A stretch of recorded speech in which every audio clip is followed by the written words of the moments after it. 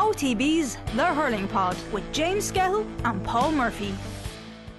Now, you're very welcome along to the Hurling Pod. Slightly different one for us tonight. It was a break week for most of the teams. There was a crucial game, though, in the relegation fight in Division 1B. Laois winning by 8 points against Westmemath, who are really behind the 8 ball now and are facing a probable demotion down to the third flight for next season in the league. That was despite Laois being a man down for half an hour and their former All-Star nominee Enda Rowland leaving the panel this weekend as well. UL's recent stranglehold on the Fitzgibbon Cup continues. We might get some Skehill Fitzgibbon Cup memories later, but Garrod O'Connor doing the damage. 10 points for UL as they beat DCU to be crowned champions for the third time in 4 years. But as you'll see, if you're watching the video version at the moment, we're also joined by a guest tonight. For the first part of the podcast, we got former Galway defender Tony Óg Regan with us, who was part of their first Leinster title winning team, which I know means an awful lot to Skehill as a proud Leinster man now at this stage. Played for Galway in a couple of All-Ireland finals as well, including one against Paul Murphy, and he's now performance coach. He's worked at Ballygunner and with Limerick in recent years as well, and his new book is out too, MVP, Raise Your Game, Unlock Your Potential. Tony, welcome along to the pod. Thanks for having me, Will, and the lads. Well, we'll see what the lads have. I don't know what Skehill has here. I don't know how much reading Skehill has done of your book at this stage. Paul Murphy has at least done a bit of the required reading and homework before we start. But I don't know. I suppose the best place to start, Tony, is what are your best memories of James Skehill when he came onto the panel? Jesus Christ. Well, you have to roast him to start. We did this say in the Canning first as well. season. Yeah, we probably was it under Gerald Clan that you came, Skehill? It was, yeah, for my sins, yeah. And most minors that come in are probably scrawny, and you're saying this lad will take 3-4 years to get the pitch of it in terms of physicality and intensity. So I think the first warm-up we were doing was down in a place called Kilcornan on a little warm-up area, and this lad just devouring burpees and tackle bags and anything he could move 40 foot in any direction, and just a beast of a young lad. And Canning wasn't far off him either. I'd say they were both on the same eating plan that time, very burly minors, and just mad to shift a few senior lads around the place. See, that's the most positive intro we've had from anyone about Skehill, because I would have expected this is a guy who first trained under Lucknan. People have heard the story about him driving still hungover from the night before and all that type of stuff, and instead you've said he was actually a model worker from the very start. Well, you had no choice, Will. It's like this guy, like the running we were doing at Kilcornan was nothing short of sick. You remember that, Óg? There was no such thing as enjoyment in training. It was like, how fast can we turn you into I suppose a thoroughbred horse? Like we used to go to this place as well. Was it in Tubberrow? It was like a sand arena, a horse track, and you're talking out in the stable you're beside the horses. No joke, you were beside the horses. And next thing you start running around the sand arena, and then this lad in a Massey 35 tractor with a land leveler would start chasing you in the tractor. So like this is the kind of prehistoric thing we were doing. But sure, at the time it was Gerald Glenn is one of Ireland's with Clare only fucking 8 or 9 years ago. This must be the secret to the winning formula. It didn't turn out that way, but it was an enjoyable couple of years. Honestly, it gave me probably 9/10 of my stories. I was going to say, you probably wouldn't change it because it was just mad when you look back in it. It was just such an experience. Around the 4th to 5th week into the training program, we were told that they were going to install showers in the horses' place, and came down, and there was these kind of 2 taps running that lads had to stand under and try and have a shower, and then. And you go down to the local pub and you'll be getting a pork chop that was probably there for about 2 hours and a carton of milk, and going out the door kind of going, holy God. Then they introduced ice baths, right, in the middle of the yard, okay? Now, if you're talking about mental illness, it's lads getting into an ice bath after, a running session in December. And I just remember looking at Eugene Clunan and saying, that lad's a psycho, like hopping into an ice bath. I don't know, like, what is he doing? Like, even the horses were shaking their head going, Jesus, no, these lads are screwed.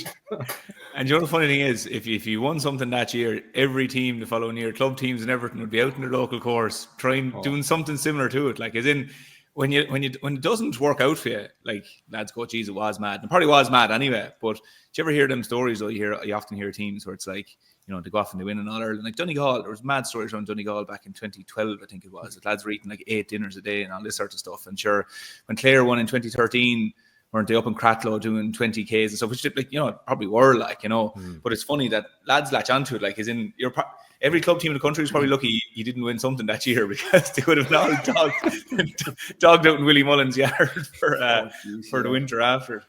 How much of that, Murph, is mystique and how much of it is actually true? Because every time I hear stuff like that, I think of Dermot Burns on the radio the morning after Limerick had won the All-Ireland, and he's talking about the fact that they were going back to have this review session afterwards, and I'm only having fruit now to make sure that we stay a step ahead of everyone else heading next season. I presume you lean into it a bit, don't you? Lean into which now? Lean into like the mystique stories and I mean, if it's we were going around 100 times around the horse track, it becomes 150 to try and scare the opposition. Oh yeah, that's it. Like, you know, I mean, sure. Like, even before I was in Kilkenny, there was stories of what was happening at Kilkenny training sessions, and because they were winning at the time, sure, everything was built up 100 times. Like, you know, it was turned into something that it absolutely wasn't. Like, so I just generally think around teams.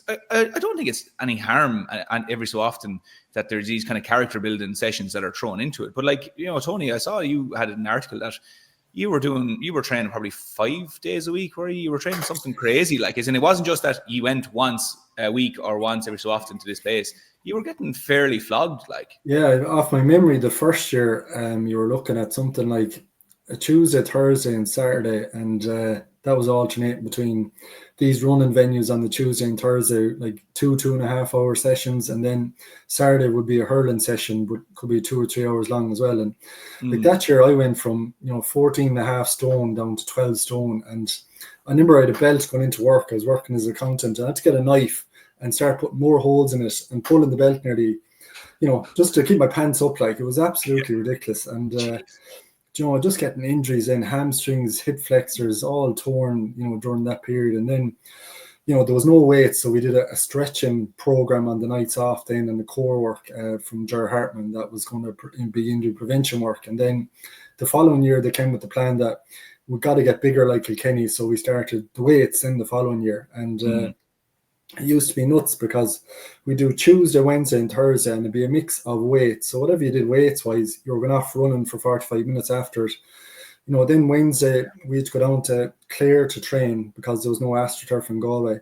And very often, we wouldn't get on the AstroTurf in Clare till 8:30 or 9 o'clock at night. But we'd be told to be down at 8 o'clock to do the warm-up. So the warm-up would take an hour. Then the lads get excited because we're hurling now, and you could be coming off the Astro at 10 or 10:30 at night. Food at 10:30 at night, 11 o'clock, and I'm getting back into bed maybe at 12:30, 1 o'clock. And Thursday again, you're on the road again to do that weights running session again in Athenry. It was just like, and I know it was only for 6 or 8 week block, but by the end of it, you're going into the league going, holy God, I'm 2.5 stone lighter here, and I don't feel of any power at all. I remember when we were doing the running, right? First of all, the weights was in like the underground car park of a hotel in an enclosed area with no air conditioning.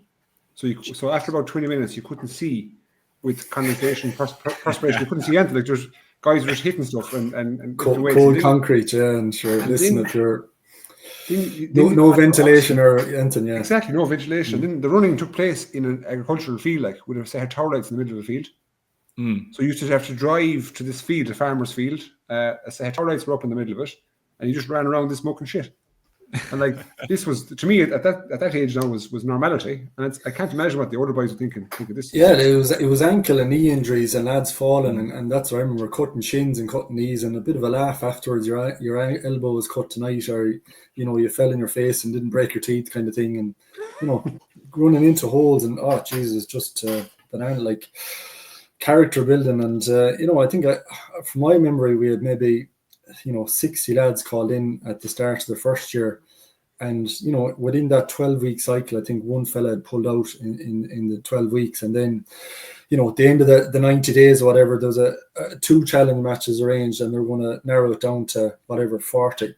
So the boys played in Dangan, and we had played earlier that day, and we kind of knew we were okay. So the boys in Dangan come in after playing. I think one of the Smiths got Leo, maybe scored 3 corner forward in the game against the college. I can come in, Jared standing up in the dressing room with this flip chart and just calls out the names. And about, I'd say 3 from the 30 that tagged in that second match, were retained. Like, so there's no way they made this snap decision, based off your final performance that you're staying or going. And, that was how they found out after, 90 days of savage commitment. You're not needed going forward. There's no development plan for you, how you might get back, or thanks for your effort, Bear. Well done, and that's it. And unfortunately, the sports science or the player welfare side of it just wasn't considered. Like, Yeah, I suppose O'Gnana probably argue you're like Marines, and he's kind of weeded out the weak then at that point, if whoever's got through that kind of 90-day period. But I like what you said a few minutes ago sounded very reactive to me. This idea that so Kilkenny would have been on their run to the 4 in a row at that point, and they're imposing themselves a bit. So next thing, let's jack a bit of muscle onto you guys, even though we've run the crap out of you the year before. Like, to me, that sounds reactive as opposed to a proactive plan on what to do, Tony. Yeah, and sure, then the Weights guy was probably, surplus to requirements after 8 weeks, and we'll take it over kind of thing from here for the rest of the season. And, you didn't really maintain the program because, it wasn't valued in the setup. The program wasn't sent out again after that. And the odd time we might return to the underground car park to do a session, once every 4 weeks. So no value really on the 8 weeks that you did, and no value on the program after that. So, you certainly won't pass out Kilkenny doing 8 weeks of a gym program anyway, that's for sure. Like, does that hurt your hurling a little bit as well? Because as people are probably aware, and for anyone who reads the book, like, you drop off the Galway panel and you end up going back to the intermediates. And this is, 3 years after you played in an All-Ireland final, you've been nominated for an All-Star. As you said, you've gone down to 12 stone from 14 stone. Like, was all of this affecting your hurling as well? I think it affected all of us in every way, the uncertainty of it all, and the environment itself. Like, it wasn't built for building close relationships with the management team. It wasn't built for players having a say or a choice around things, or asking your opinion on what's working well or what can be improved on. And you certainly didn't feel you're really improving in the environment in terms of as a player or a person, or tactically, mentally, physically, technically.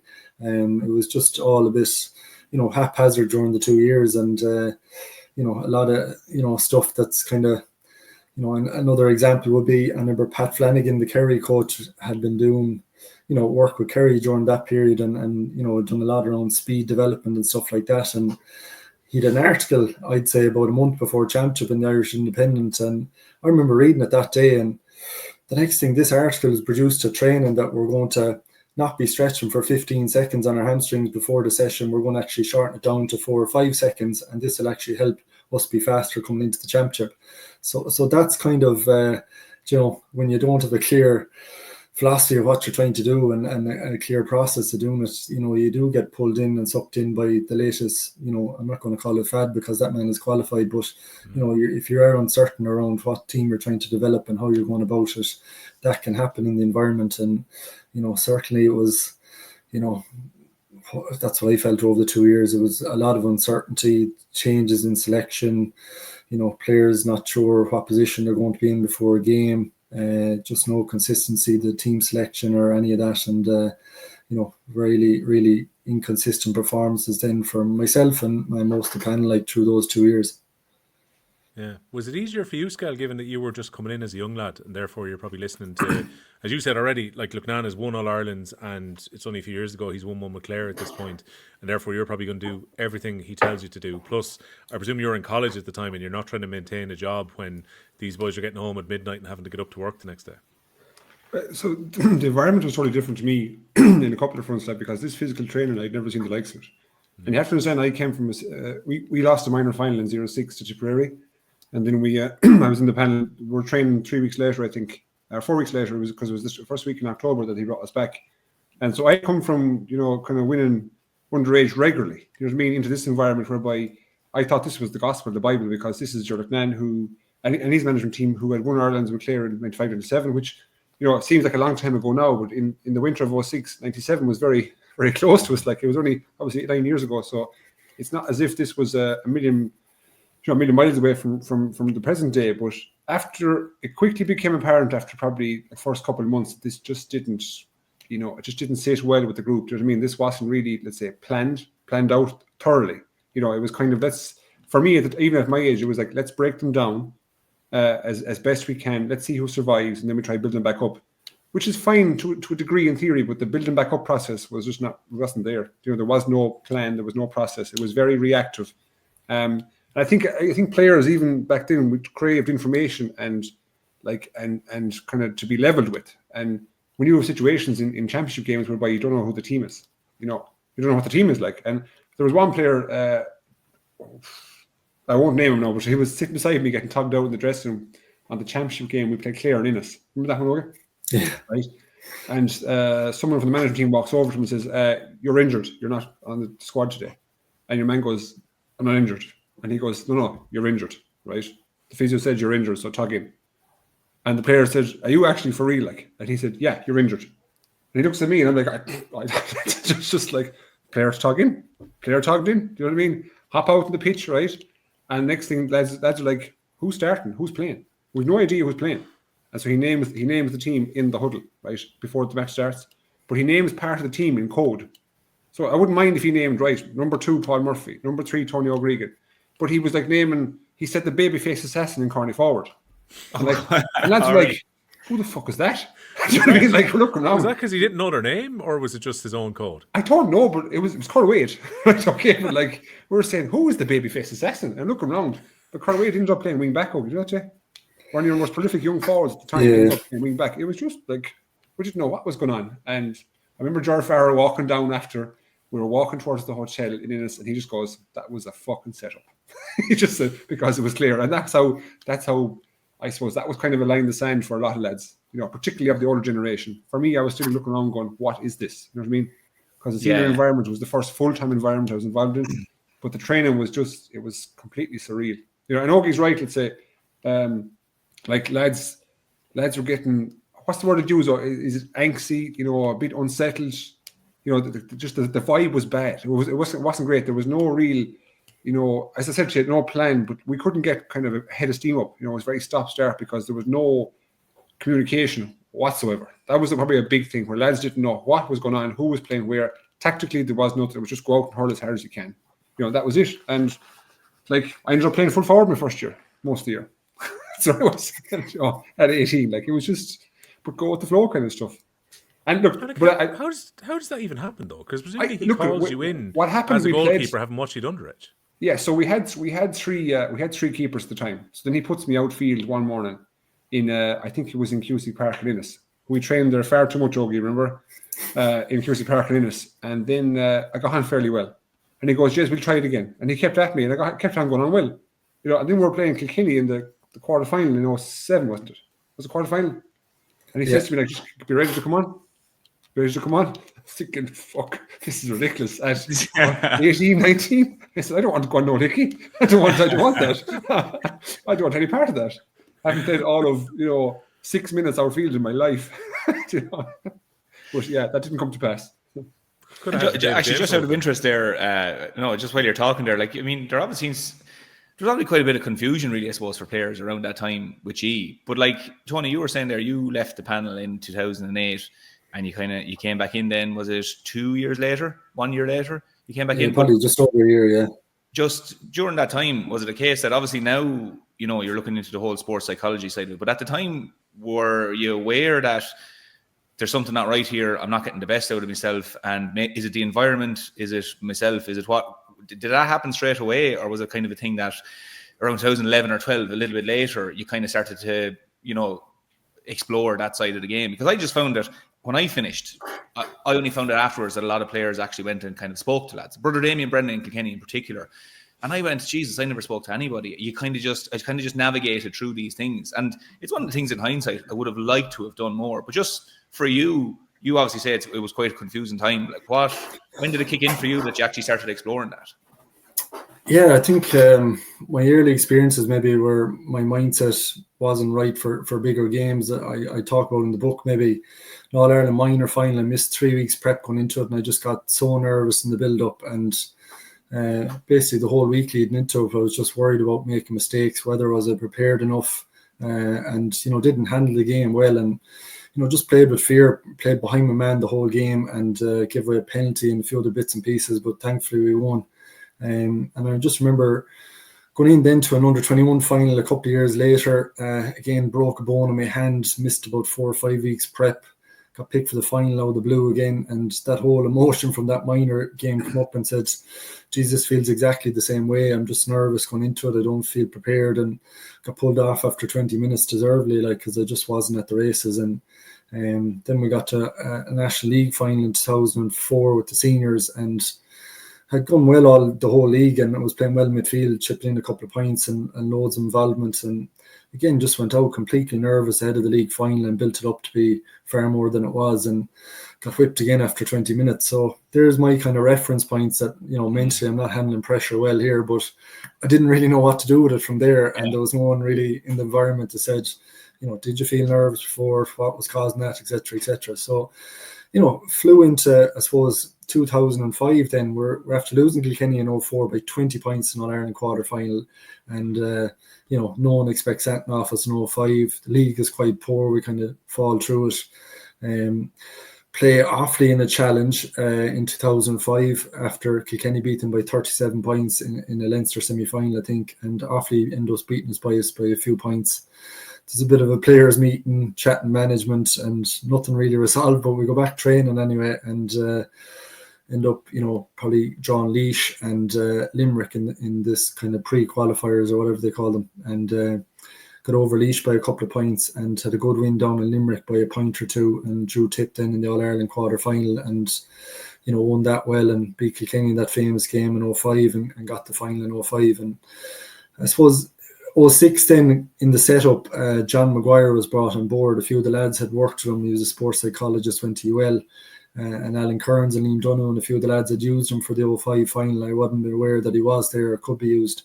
So I remember just having a chat with him around the All-Ireland final, and things I found worked well and things I found I was a bit distracted in the lead up, all the new things in terms of, out of the blue text messages for tickets and stuff like that the week of it, and kind of just throws you a bit, and, all the suits and the gear and the homecoming and all that, and people asking on it, and it does take your focus away a bit. And I didn't feel I was as focused as I was for the quarter semi because you didn't have those kind of conversations.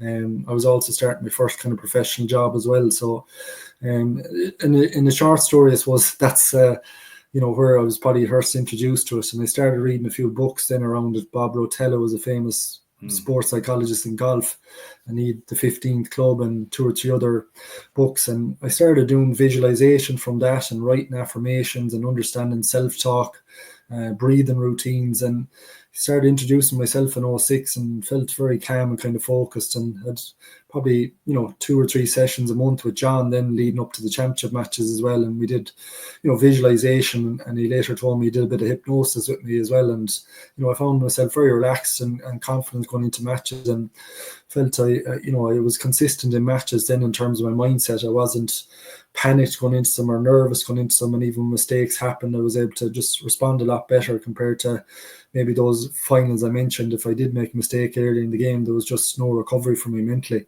and just be ultra critical of myself. So that was the first experience. And then the environment is really important around this too. So if you're going in and you're practicing sports psychology, but what we described there for 2 years, it's just lack of clarity around selection, lack of clarity around training schedules,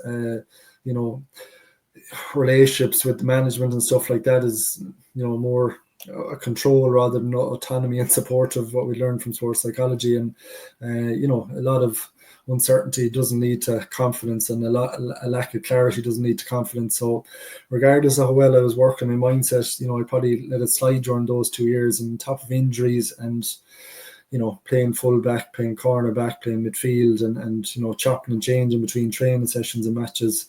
You just don't feel that you have real back in here, and you can really express yourself both as a leader and on the field as well. And I probably didn't get exposed then again to maybe Enda McNulty shortly in 2009, and then Jerry O'C came in 10-11 with John Mack, and that's where you really start to buy into it at another level. And felt there was more consistency in my preparation and my performances then for those 2 or 3 years. And so that's where it kind of evolved for me, I suppose. Do you think, sorry, would any of that... No, go on, Skehill, you go first. Go on. No, I was just going to ask Óg, so obviously during that time, let's say, when you go back to the 05, 6, 7, if you were a player, let's say, who was struggling mentally, would that be through preparation or through in-game, let's say? I would imagine too, if you brought that to the attention of a management and kind of opened up, that might be stigmatized as saying as weakness. Would you reckon? Whereas nowadays it's a lot more open, it's a lot more accepted. You'd imagine for players of all ages that there's struggles outside of hurling and we're here to help them. But back then I'd say you're really afraid to say anything because you know, that's it. You would think that the manager would perceive you as a potential weak link in the team rather than help you. Would that be fair to say?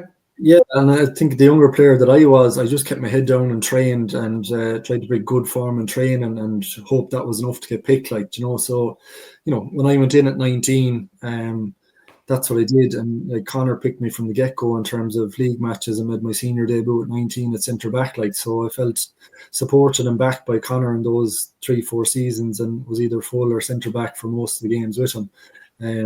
So I didn't need that much one-to-one, you know, this is what I'm struggling with. There wasn't really those, you know, in-season chats that long with Connor, the management, or what's your plan for the year, or, you know, after the league, have a chat how things are going, or at the end of the season, how things going. Generally, that time you had a chat in the pub after matches, or, you know, in between circuits in the gym, and it was kind of informal and stuff like that. It was very relaxed.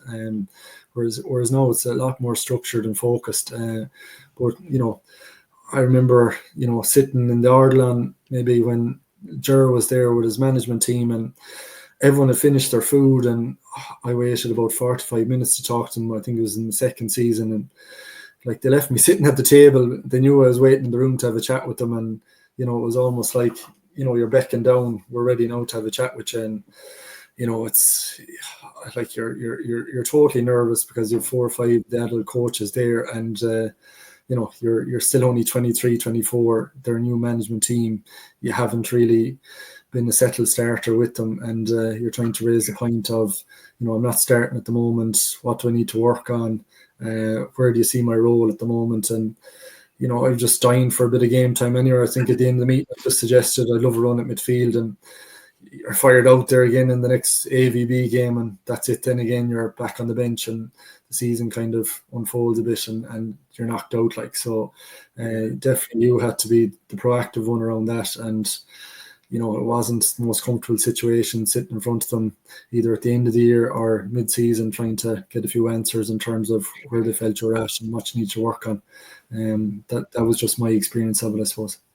It's an interesting challenge for a management team, isn't it, to try and keep those, I suppose, wider members of the panel interested, engaged, and still performing. Like, we were only marvelling last week about how many of, say, Limerick's fringe players come in against Tipperary, and these were guys who've been around and got a bit of game time, but generally it's been same 15 to 17 players that have played for Limerick for the last 5 or 6 years, and yet you see them come in, fit the system. That has to be a challenge for Connacht and for Kiley to keep these guys engaged and that they don't drift off the panel or that their standards don't drop.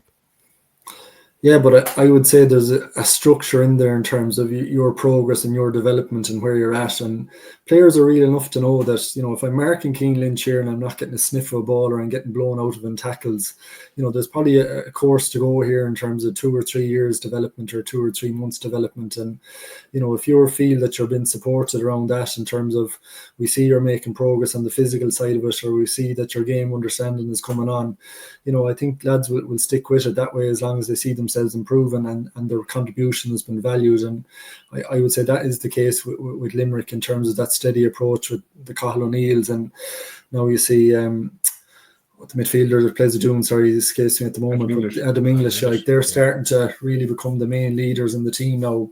But like they served their apprentice, and it was done in a very supportive and open way, and, you know, there was structure to it, and they could see they were probably closing the gap, you know, year on year and getting more league time and eventually coming on as subs in championship. And, you know, that gives them another little carrot to go another little bit then the following pre-season. Whereas, you know, if there's no plan there for you and you don't see where you're competing for on the team and you don't see what you need to develop, it's very easy to get disillusioned and lost and maybe start blaming stuff outside you because you haven't got that clarity or that support. Was that the case in Kilkenny as well, Murph? I mean, obviously your stories kind of intersect a little bit here where, like, you come in, you get called into a wider training panel, you get a bit of game time, you're coming off the back of good underage teams in Kilkenny as well, but you're trying to get into, like, the best team at that stage of all time, and so therefore you're having to kind of, you know, fight a bit to get your place. Was that support there when you were playing on the intermediate team and trying to get your place there as well? Not really, and I wouldn't say that as any sort of a slight at the management or anything in Kilkenny at the time. Like, Kilkenny was going through like a really successful period, like the golden era, really. Yeah, and like I hurled intermediate with Kilkenny as well, and it's, you know, it's interesting. The intermediate is another topic I think probably for another day, but like Tony, you use it as well to, I suppose, at your stage where you'd already played with Galway, you went back towards intermediate, where I kind of that was my first step, was in intermediate. And I felt it was very good because there was kind of two things there that overlap, as you were saying, Will, is that if I wasn't needed with the senior team, when I wasn't needed with the senior team, I was still hurling. I still had a Kilkenny jersey where I was hurling intermediate, and I was getting to go out and hurling in Nolan Park. There was still an avenue for me there, and it's a very important thing. And myself, Owen Murphy, Conor Fogarty, like while we were trying to, Kieran Joyce and all these lads, while we were trying to get into this panel, there was still, there was still a stage for us to go and perform where we could actually still show ourselves to Martin Fogarty and to Brian Cody and the lads that we were still very much, there's a reason to bring us back in, or maybe we could be used in some way. So we still felt that we had an outlet. And I think particularly as well, if you touch on it like Limerick, it's kind of, when you're winning, it's very... It makes it a little bit easier to take when you're not making the team. Like, let's say if I wasn't on the panels in 2009 and 10, but like I was looking in going, Noel Hickey is full back and Michael Kavanagh's cornerback. It does soften the blow a small bit, but I think where I suppose Tony's world comes into it at the same time, for me it was about trying to get honest with myself and say, are you just not good enough, or are you actually exhausting every avenue here to hit your full potential? That was kind of something for me around that time. And like, I genuinely don't believe that there was definitely better players than me at the time at our age group, but I was probably one of the players who just figured it out a little bit earlier than others, just about kind of sticking at it. There is a huge amount of resilience needed in it to take on, that soul searching, to go, okay, I'm dropped and I'm dropped again, going back to the well to get yourself back into a position. And, it is very humbling. And I think you touched on a few of those words as well, Tony, but that it is humbling, kind of, there's a little bit of shame sometimes as well. And that's a big thing for players as well. Like, because for you, I'll put it this way. I met one of the Kilkenny players the other day, just coming out of a coffee shop. And I said to him, well, how's the body? How's all? Very much just saying that, like, how's everything? No, I'm not asking you about hurling. But for him, he turned to me and he goes, yeah, the body's good. I'm feeling fit now. He answered hurling-wise. He didn't answer, like, from life. And it dawned on me. I said it to Aidan then. I just said, like, his head is just completely in this game at the moment. As in, every question that he is asked, he answers in hurling. So when a player gets dropped, or maybe they don't have a use for him anymore, that's a very tough place for players. And then trying to, a lot of people might say, oh, sure, you might give it another crack. It's a tough place to go to, And for me at that time, like I said, it softened the blow that Kilkenny were so good at the time, but I also had a shop window to go off and hurl with really good lads and play against good teams. That intermediate championship, I think, was really good to have, and that allowed me to get back in. And the other thing is then, I suppose, and it's something that Tony would have touched on, is that you still have to take your chances then. Like you said, Tony, you spoke to Gerald Nan or whoever, that I'd like to go at midfield. You kind of then have to take your chance, because if you don't take your chance, you feel like you've used up an opportunity now. So the other side of it is, I've seen plenty of players that were with Kilkenny even around then or even later that had all the talent that could have played, but they just couldn't perform on a day. Like you'd go down and you'd play Cork and Parky Rin or something, to be a wintry night. It was their opportunity. They had all the hurling, they had everything, but whatever it was got in on top of them. They just couldn't perform. And I remember for myself, certainly in hindsight, it's easy to see it in hindsight, but I remember just seeing it at the time going, why can't that lad perform? Like, what's the difference between, he's actually better than me, but why can't he, and why am I going out and hurling good? And that was always something that kind of interested me, that, to go back to what you said, first of all, well, there wasn't really, like, the lads were great. Martin Fogarty was always great for a one-liner to make sense of everything, which is sometimes often all you need. He's extremely good at that. Mick Dempsey was always a great man. He'd always kind of copy. And then later, Derek Ling. Derek was a very emotionally intelligent fella. He'd come over and put the arm on the shoulder and stuff and give you a bit of advice. So there was in that way, I suppose, informally there was that way, but we never had sports psychologists. We never had any of that. And it was always something, I suppose, look, every team nearly has it now. And it's just very interesting now to see those players that will be part of teams that will perform because those structures are there. If they weren't around, if they were around 15 years ago, they may not have flourished in the environment, because they probably need that bit of advice. They need that bit of structure. They need answers to the questions they have in their head that they can't really figure out. I suppose that's a long-winded way of answering what you're saying. Did you ever go through? So you've 4 Irelands, haven't you? Yeah. And 4 All-Stars, is it? Yeah. So did you ever go through a spell in your career where you had kind of a self-doubt, even though you were highly successful? Yeah, absolutely. I mean, particularly when from about 2016 on, bits and bobs, the game was changing, and very much. How do you didn't want. The game was changing. teams were starting to set up to expose full back lines. If it was like an arm wrestle when you go into a match, we would just be lumping balls down on teams. Teams would carry the ball out. Their half forward line would come out to meet it. Suddenly there's 60 yards of space inside, and it's yourself, and Joey Holden running after Shane O'Donnell and, whoever. And it was so tough. And at the time when that initially started happening, really tactics and those sort of real structures kicked in around 2016 kind of on. That's the way I would class it anyway. And I felt at the time, I was going, Jesus, am I slowing down, or am I not fit? Or like, what's wrong with me? And then I kind of started realizing we're getting exposed a little bit here. And before, where I had to run 20 times in a match, sprint with my man 20 times, I'm now having to do it 30 times. I'm now doing 35. But the confidence got a hit then, because like 2016 final, our full back line that I was part of, we were taken out that day. And that can't but anything hit the confidence. Like, I can't but do anything else. So there certainly was periods there where you're like, Jesus, and then you'd have individual pockets then every so often. Like, 2014 when we played G in Tullamore, and he came back, I think we're up by 9 points, and he came back, and Johnny Lynn came in on top of me, and he caused me problem for the last 15-20 minutes. And I kind of got a little wobble, and that was a very little small pocket, like of lack of confidence. So I don't think it's just a thing of that, you can have 6 months of not having confidence or 2 years. You can also have 2 weeks of not having confidence, where you got taken off in a match, legs were heavy, you didn't perform, and you now have to deal with a 2-week period of, like Skehill, for example. I'm sure you were there one of the days now, a game that nobody remembers, ball lands in, you go to catch it, you drop it into the net, and you go out of the stadium and go, Jesus Christ, this is terrible. And you have to deal with that for the following week, the following 2 weeks. Everybody else has forgotten about it, but you're dealing with it. And I think then that the bigger ones and the more problematic ones are the year, 2 years, 3 years, where players lose a lot of confidence, and it's a steady decline. That's the more tough one that I think players really struggle to figure out.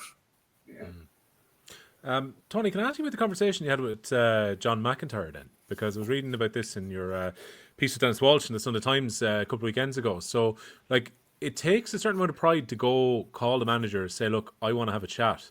And the way that you described it in the interview is almost like a job interview, where you come in and say, this is what I can bring into the group. And ultimately, John would make you part of the leadership group with Galway, and you go on to have another 4 years with the county team. So how does that conversation work out? Or, like, how difficult is that conversation to have?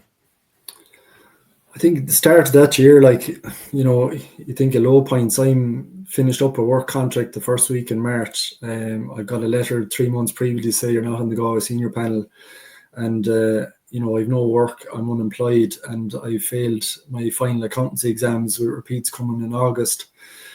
So I'm after working from March to maybe October that year for 7 months, gymming 3 times a week, working with a sprint coach twice a week, meeting a hurling coach during that period as well, on and off, and going in with the Galway intermediates, as Murph said, and playing away with them for the summer as well. So I just said, like, I feel really ready to come back in here. I feel this isn't the end of my Galway career. I'm only 25, and I've got to put my case forward to the management here that this isn't over for me, and I want another opportunity. And I feel like watching the championship that season, the like 2 or 3 injuries in defence, and they didn't have the cover, and they lost to Waterford by a point, and I think they're on the third full back, and Cully and a few others got cruciates as well in the half back line. So they were really, 1 inch had moved from midfield back to the half back line. They were moving chairs to try and cover the defence for the end of the season. I said, surely to God I can go in there and be competitive and challenge for a position on the team, like. And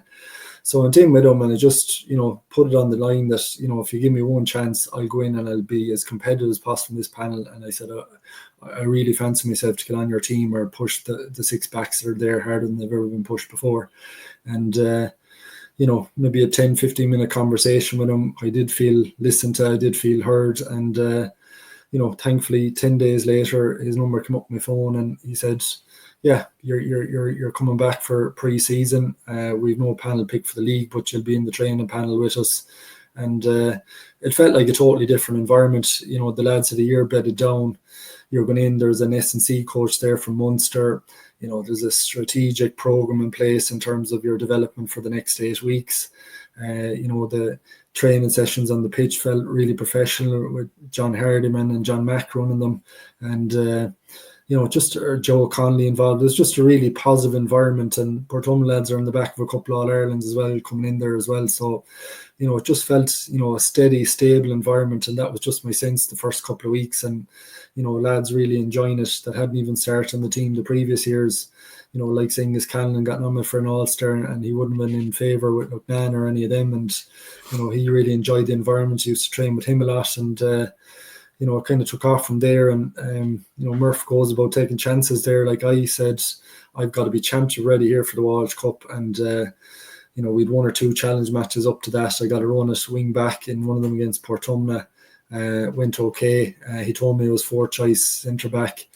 John Lee was involved in the Fitzgibbon. Conor Dervin picked up an injury prior to the Walsh Cup and just got in at 6 the first game against Laois. And I think that went to extra time and everything. So we had about, 80 minutes of hurling and went quite well in that, and led to a semi-final and a final, and we won out the Walsh Cup. And the next thing, you're starting the first round of the league at centre back, and kind of went from there, and had a huge game down in Limerick and Kilmallock in the first game. And I remember John Mack saying in the dressing room after, was kind of taken back that, something along the words that you're heroic, and like, geez, that was a big statement to say in front of the whole group. But it made me feel 10 foot tall, and you kind of wanted to die for him for the rest of the season, so they were the small shoots that led to it. But savage work for the 9 or 10 months before that meeting to back up my point, I suppose. And it was important that I did that, and had no regrets that my career finished at 25 at Galway. At least I'd have asked the question of the management, why or what I need to do, whereas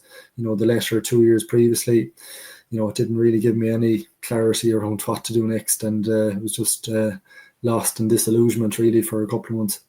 Skehill, you're nodding along. You were agreeing there that John Mack was it a transformative change when John Mack came in? It was just a much different approach, and I think you came from an environment whereby like the previous management team were like the headmaster, we were the pupils, whereby the next management team, John McIntyre, John Hardiman, Joe Connolly, it felt more like a collective effort, if that makes sense. You know what I mean? Like, you could approach them. There was quite humane side of them too. Like, I had a great time for them all, of course, but you could grow close with John Hardiman because he talked to you like an equal as opposed to a superior, obviously, which is a lot to be said for now when you're a player.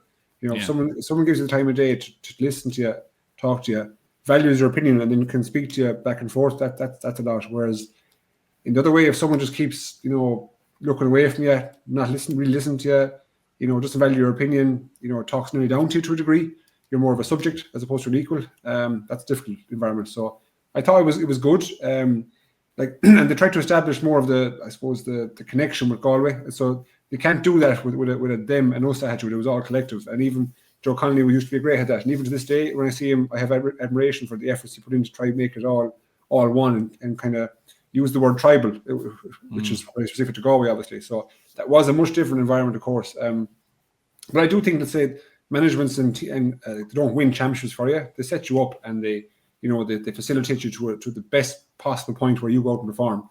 And Galway have had plenty of managements in their history where they didn't have, they didn't set them up in the best possible form. But I think McIntyre, Hardiman, Connolly, they all tried to get the Galway team to the best level they could because their head and heart was in it. So we fell short. A couple of things we came up short ourselves. Maybe we didn't have a good enough team, and just the opposition we faced in that period, that area, was just better than us. So that's why we probably just didn't get through. Like the one that really hurts when I think back is the one in the Tipperary game in 2010. That one where Ollie Kenning was off from an injury. He had Larry Corbett down to a tee all day, and next thing Ollie goes off, Larry gets the winner, and then they go on to win the Ireland. So that was a tricky one. Do you know what I mean? But look, you win some, you lose some. But certainly, I think that was the start of a growth period with Galway. In my opinion, truthfully speaking, in my opinion, a start of a growth period. And I won't say it accumulated in Win the Ireland 17, but it certainly started a good group of players to facilitate, the next crop of players that came in let's say 15, 16, or 12, kind of 13, 14, 15, 16 up along to get to 17. So it's like you think you win the Ireland in 17. Oh, that was the work that was done the winter of 16 into 17. No, that was work that was done back with underage players, of 19, 20 years of age, to get them up along 5 or 6 years later to help them perform to a level that gets them to a final in 17. So, look, their efforts were appreciated. Certainly, I don't think Ógie we weren't at the races fully in terms of who we were up against back then. But fine margins, you could say. Yeah, and I think it was probably the first time, since Connor that I experienced that the senior lads were allowed lead it per se and set a standard. So Damien Joy, Shane Kavanagh, Ollie Canning, how these lads led their lives and their approach to the whole thing. I think it started to set a standard back then, James, where, I remember, Lucknan's time losing quarterfinals, 9-10 points. You weren't at the races, you felt further away from it. Then 9, you're losing a quarterfinal by a point, you're losing a quarterfinal in 10 by a point. You're not that far off it, and I think it did start to, set the ball rolling in terms of 12 success, and then, there's All-Ireland appearances then in 15, obviously, and 17, 18. So it had to start somewhere, and I think the start of that decade definitely turned it, and the boys definitely started to bring a more stable environment for players and allow the players to lead it and feel that they were leading it. And, I think the standards started to rise from there, and the expectation of the players then started to rise, and, I think the environment started to get better from there because of that.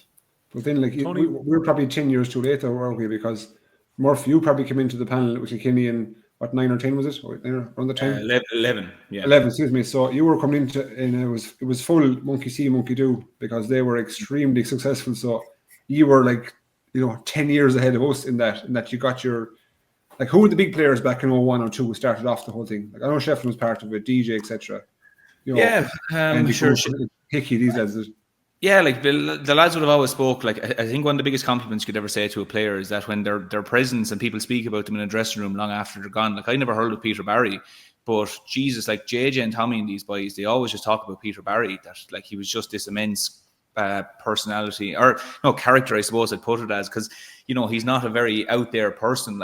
He's quite reserved and chat away to him and that, but they used to just speak about him in the dressing room. I was there going 2011 and 12. Peter Barry hasn't hurled in 5 years at that stage, and here were lads who some of the greatest players ever were still referring to him. So I'd fully agree with you, Skehill. Galway didn't win the All-Ireland in 2017 because of 2016-17. They won it because a process starts that it's the rising tide lifts all ships, and the younger players start to see that around 2008, 9, 10. You see Canning coming on the scene, Galway really starting to come, and Conor Whelan, these boys are young men. They start to go, Jesus, I want to be part of that, and that very much for Kilkenny started to the All-Ireland win in 2000. That was the big one. If Kilkenny went and lost 3 All-Irelands in a row, that would have been a big thing, but we had lads coming through, at that stage, and it would have been, Eddie Brennan, Henry, DJ was obviously already there, but you had Peter Barry and these lads. So, and then JJ and Tommy the boys started to come through. So they were the lads that, as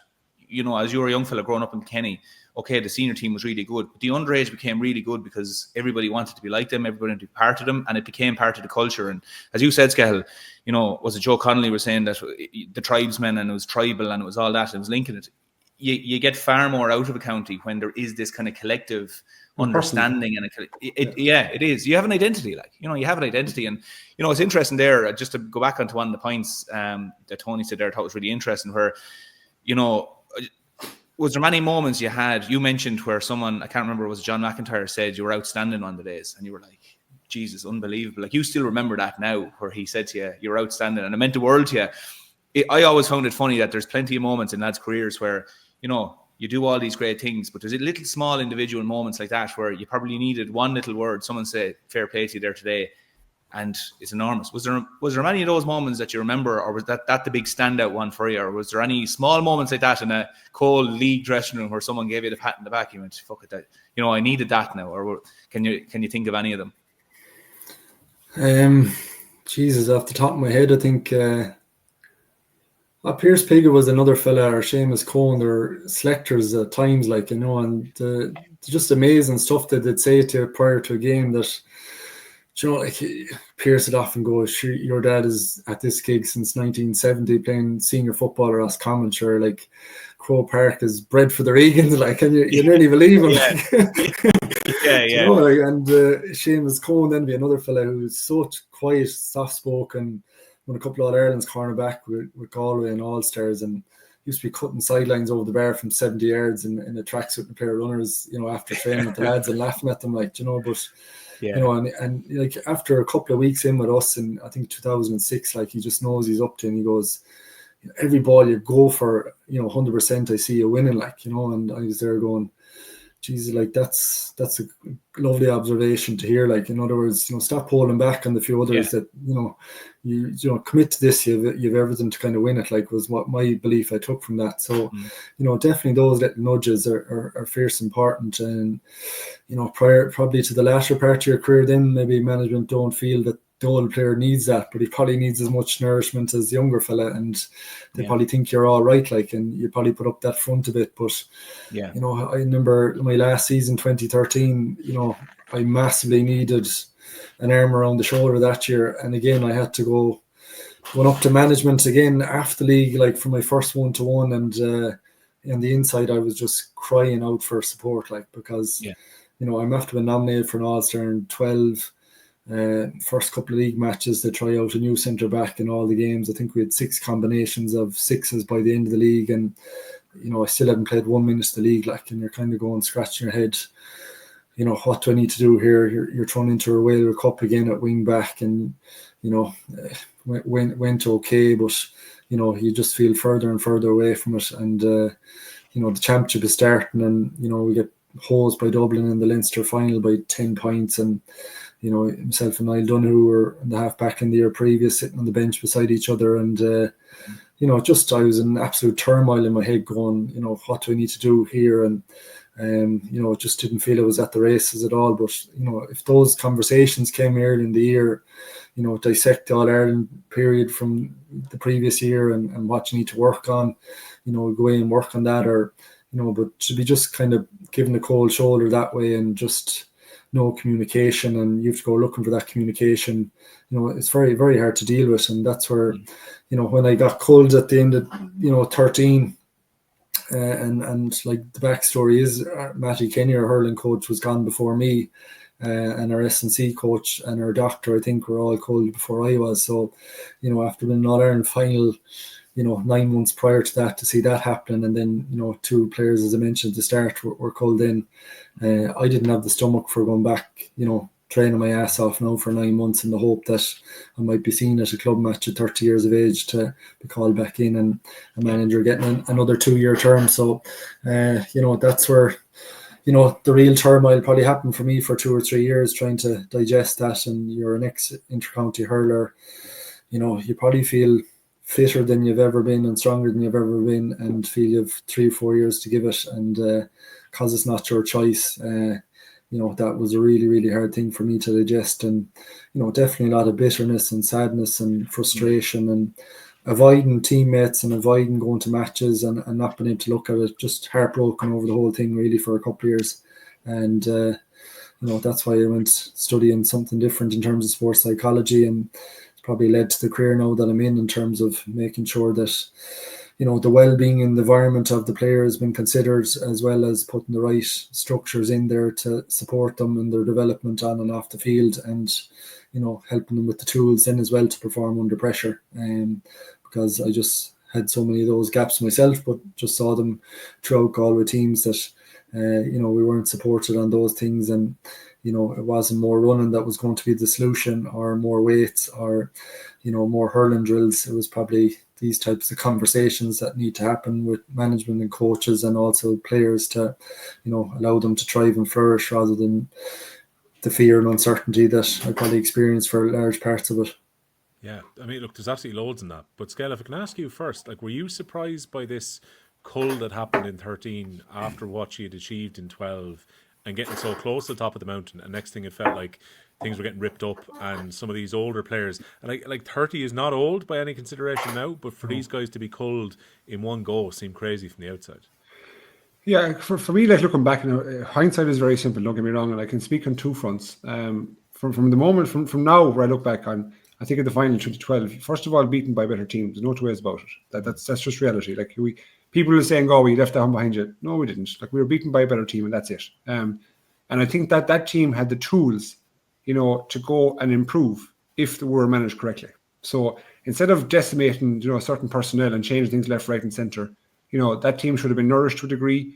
It should have been studied, really, and then trying to harness more potential out of them. That's from my position right now. That didn't happen, So, and in real time, and like, okay, I'll tell you straight out now, that replay that first day in 2012, Shefflin will often say that was his finest day in a Kilkenny jersey. So we're talking about the greatest hurler of all time, saying that's where his best performance. And I can tell you that's where the management team looked at and said, right, Tony Óg's not good enough for centre-back anymore.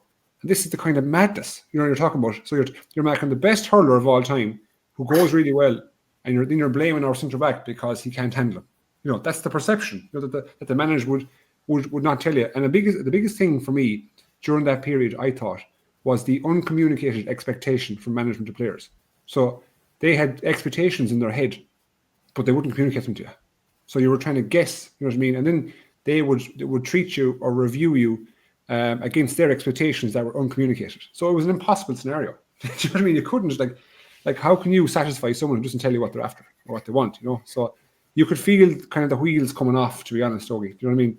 And that was the situation. The Dublin, that was the accumulation of a bad preparation that season. It was really, really poor, and it just fizzled out. And 14 was as bad, I'm afraid. And then again, no more than the team in 17, getting a starting process. That whole thing, 13, 14 into 15, kicked on how we changed the management. So, but like for to get rid of the doctor and get rid of the S&C, and the S&C for us was a big part of us in 2012. Got us into our prime physical shape in all of our careers. The doctor was a gentleman, and Matty Kinney was imperative in our preparation towards setup, tactical, attacking, etc., and even his personal skills. So for those people to not leave the setup now, to be pushed out of the setup was a tricky one, And then the year after, there was further people pushed. So it was a difficult time, to get a bit of traction. Like I'm sure Skehill, Anthony Cunningham would say here that he was trying to get those extra few percent to maybe get you over the line and whatever else. But like as players within the setup, did you feel there was need for sweeping change after 12? No, absolutely not. Why would you? Because this in fairness to most of us, there was I can't remember, you might correct me here, but from 05 to 12, there was only a few guys that were remaining on the panel, let's say, that had experienced both finals. Off the top of my head, I can think of Ógie, I can think of Damien Hayes, and I have to stretch to think of a couple more, maybe furthermore, I don't know. You know what I mean? David Collins and Andy was a sub as well, yeah. So we're talking single digits, 4 or 5, basically. So that group, you know what I mean, didn't need wholesale changes. We didn't have, an age profile of a team that was in the 30s. We were probably in the low 20s, I'd imagine, at that time. And we had struck a game plan with kind of a fit and fierce team, if you ask me, and come up against a Kilkenny team that beat us fair and square. So that, for me, was time to further build, add pieces to the mix as opposed to take them away. We had a certain amount of ingredients. Maybe we needed more. Maybe it was another 1 or 2 younger fellas. Maybe it was another member of management that could focus on something niche. Instead of stripping away people who brought you to a position. That's the grievance of mine I still hold today. Like you take away people who were imperative in our I call it success, Murph. I know you won, but I call it success to get to a point, you could say. You take them away and expect different results. That was a bit, it was off-putting from my perspective anyway. So, and look, I'm very public about this. I've said this numerous times in this podcast and in different forums that, our decision at the end of 15 was correct. You know what I mean? And it was probably decisions like that on the management team that led us to that point, because that wasn't the only decision. There was other ones. You could say that players recognize, and players are smart people. They recognize when things are right and also when things are wrong. So I think at this time, and it's easy for me now coming from an experienced mindset, but looking back on the winter of 12 and into the spring of 13, there were decisions that were made that were not for the good of Galway. Tony, you could hear your kind of frustration and your disappointment even now, like looking back on 12 years on, from the way that things have finished up with Galway. Like I found it quite interesting. You go to WIT then, you go to your master's degree, and the thesis is very much around this. So you were looking at how sports people were finishing their career and exiting sport effectively. Like that obviously had to be a certain amount of self-therapy, I would think, as well, was it? Usually, and the more you dive into it, it's a massive issue across all sports, be it professional or amateur, and the Olympic cycles as well. People coming down off the Olympics. I was only reading stuff on it again today. Like they get it very wrong in a lot of the institutes for a number of years in terms of how they transitioned after the Olympics and coming off that high, whether they won or lost. People had a massive fall off in terms of understanding that and the emotion of it and trying to go back to normal life. And we lost All Ireland finals, and Murph will know as well. Like you're left to your own devices, which isn't always a great thing, and it generally led to a week on the beer, you try to get back then training with the club, and we were getting betting quarterfinals with the club. So within 2 weeks, your hurling world is finished, and it doesn't always lead to good lifestyle choices, and coping with that, and the learnings aren't taken from those big events, and what led you to be successful up to them, and what you maybe need to repeat around them and improve around them. And the whole athletic identity side of it as well, then for people that are retiring from sport,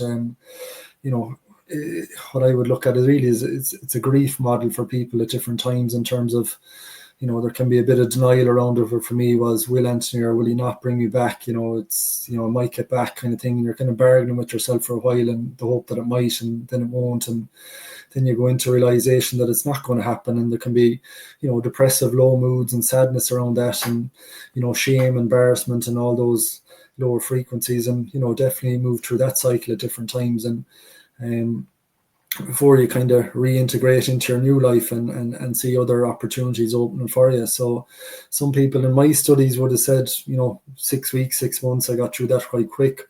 Others took up to 3 years, and it was definitely my experience, because I remember being at the 15 final, and I was working as a sports psychologist with the Galway minors prior to it, and the lads were in a great position at half time, 4 up against Kilkenny, dominating a lot of positions, and it did look very good for us, but Kilkenny being Kilkenny, came out the second half and just went into Kilkenny mode in terms of the work rate intensity, and just kind of blew us out of it. And I think we only got maybe 1 or 2 points in play in the second half, and it felt like the same old story really for Galway in those kind of situations. But I remember myself crawling inside my skin, is this going to happen? I'm 5 foot away here from the Liam McCarthy, and I'm going to be heartbroken. I just couldn't see myself being able to stay in the stadium and see this happen in front of me, because I was going to miss out on this great occasion with lads who, I'd probably put 10 years in with a lot of them, and it was heartbreaking for me. So, but it didn't happen, and I remember working with the minors then 2 years after that in 17, and just really looking forward to the match, and just delighted with the lads afterwards, and out in the pitch, and meeting John Hambury and Aidan Hart and Skehill and Colin Callan and all those lads. It was massive, to be able to share that moment with them, and my heart was just open for joy for them, and the journey they've been through to get there, and for 30 years for the county as well. So that journey through college, well, if I didn't do it, I could have been one of those bitter people on a stool, blaming Anthony and blaming everyone else for my circumstances, and I didn't want to be that person either, because hurling has given me so much, and Galway has given me so much as well, and thankfully I've been able to come to a level of acceptance around it. And although it can be hard at times, you regret certain things you could have done or should have done, but I think that's everyone through a career as well. You're not going to have a straight line or linear career where it all goes to plan and you get on brilliantly with everyone and you're always first choice and you win all before you, and but that's not real life, and that's not high level sport, and that's what the book's about too, is sharing that there's numerous ways to find success for yourself, and most importantly off the field as well, that there is other aspects to our personality rather than just the athlete or the county hurler or the senior manager in work or the banker, the accountant or solicitor, that we've multiple sides to our personality, and it's really important that we develop those, and we can be successful in a lot of different areas and achievements in a lot of different areas, and it's important to develop that for ourselves, because I was too obsessed in one area in my earlier 20s, and it definitely didn't do much for my mood and mental health when that didn't go well, and probably wasn't a great person to be around. No, and look, I think that's very true. A lot of athletes, I think it's universal for many of them. And some people go on, like Murph, we're watching his progression through the army at the moment. We get to see him, read out the proclamation, and we're very proud of him, what he's achieved in his post-career at this stage. And we're watching Skehill becoming a very good coach and maybe to find himself in a different way as he works his way up along. These are the nicest things I'll say about both of them all season. But I know from talking to some players, particularly in the professional side, Tony, where I did a podcast with Eric Donovan and with David Gillick during lockdown, and we were chatting about this, and we asked Gillick about, where'd you get your tattoo for the Olympics? And he said he actually waited 5 or 6 years before he got it, because he always felt that his Olympic performance didn't quite meet his expectation, because he was this guy who was very much defined by what he did before an Olympic cycle, got injured, wasn't quite there, always felt that Beijing was going to be his Olympics, hated it looking back on it because it wasn't the success he wanted it to be. And he was like, I'm this guy in my 20s who had no idea what to do. I've been so defined by being an athlete, the regiment around all this, and I don't even want to think about these other guys getting tattoos. And Eric Donovan said he was similar. He had to come back as a professional because he felt he never quite lived the end of the first career that he had. And then he had to find a way to redefine himself outside the sport. Jason McAteer told us off the ball a few years ago that like he really struggled after football because he was told, Liverpool said, you go here, bus is going to pick you up, we'll bring you to the match, you come to training, we give you your nutrition, all this is in front of you. And when he retired, next thing he started to like have 2 baths during the day just so he could say he was having a bath at 2 o'clock and at 4 o'clock. Like it seems to me, Tony, it can be very, very difficult for people who define themselves entirely in one direction, and next thing they're also still a very young person when they retire, and you're in your 30s with 20, 30 years working out what to do. Yeah, and like professional sport, when you look at some of the stats and research on it, like I think in the NFL and that side of things, like 1 in 3 either run into bankruptcy or divorce or serious mental health and illness issues, like, and everything is done for them maybe from 14, 15 years of age. They don't have to develop those life skills of paying a bill even, or getting a mortgage for a house, or doing household chores. Like I'd say that they don't have to make a decision bar on the football field, like, so you can imagine what that's like when you get to 31, 32. Your mind is probably like a 13 or 14 year old where all of a sudden, like, where do I drive, what time do I get up at, what time should I eat at, where do I get food from?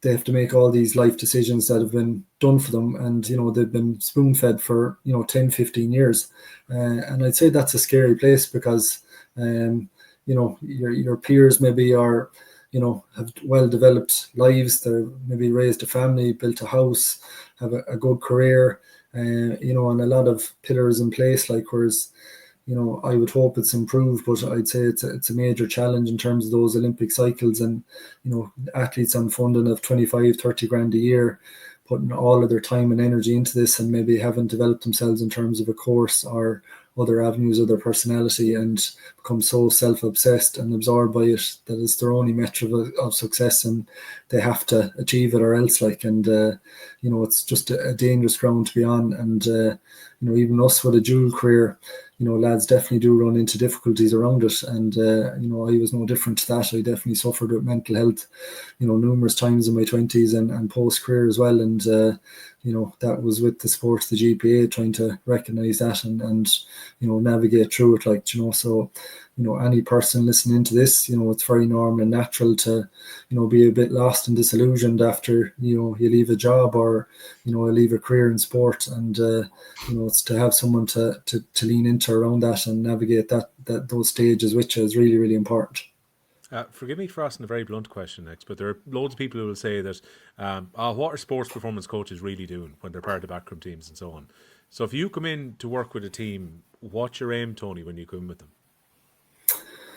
Yeah, I suppose the first aspect, I think, is looking at the identity of the team, like, so who we are as a group and why we're here, and players individually understanding their value system, what's important to you, what they want to stand for, how they want to play, as a team, who are we, what do we stand for, where do we come from, what do we want to achieve, what's our purpose, and you're having those conversations at the start to get very aligned around that.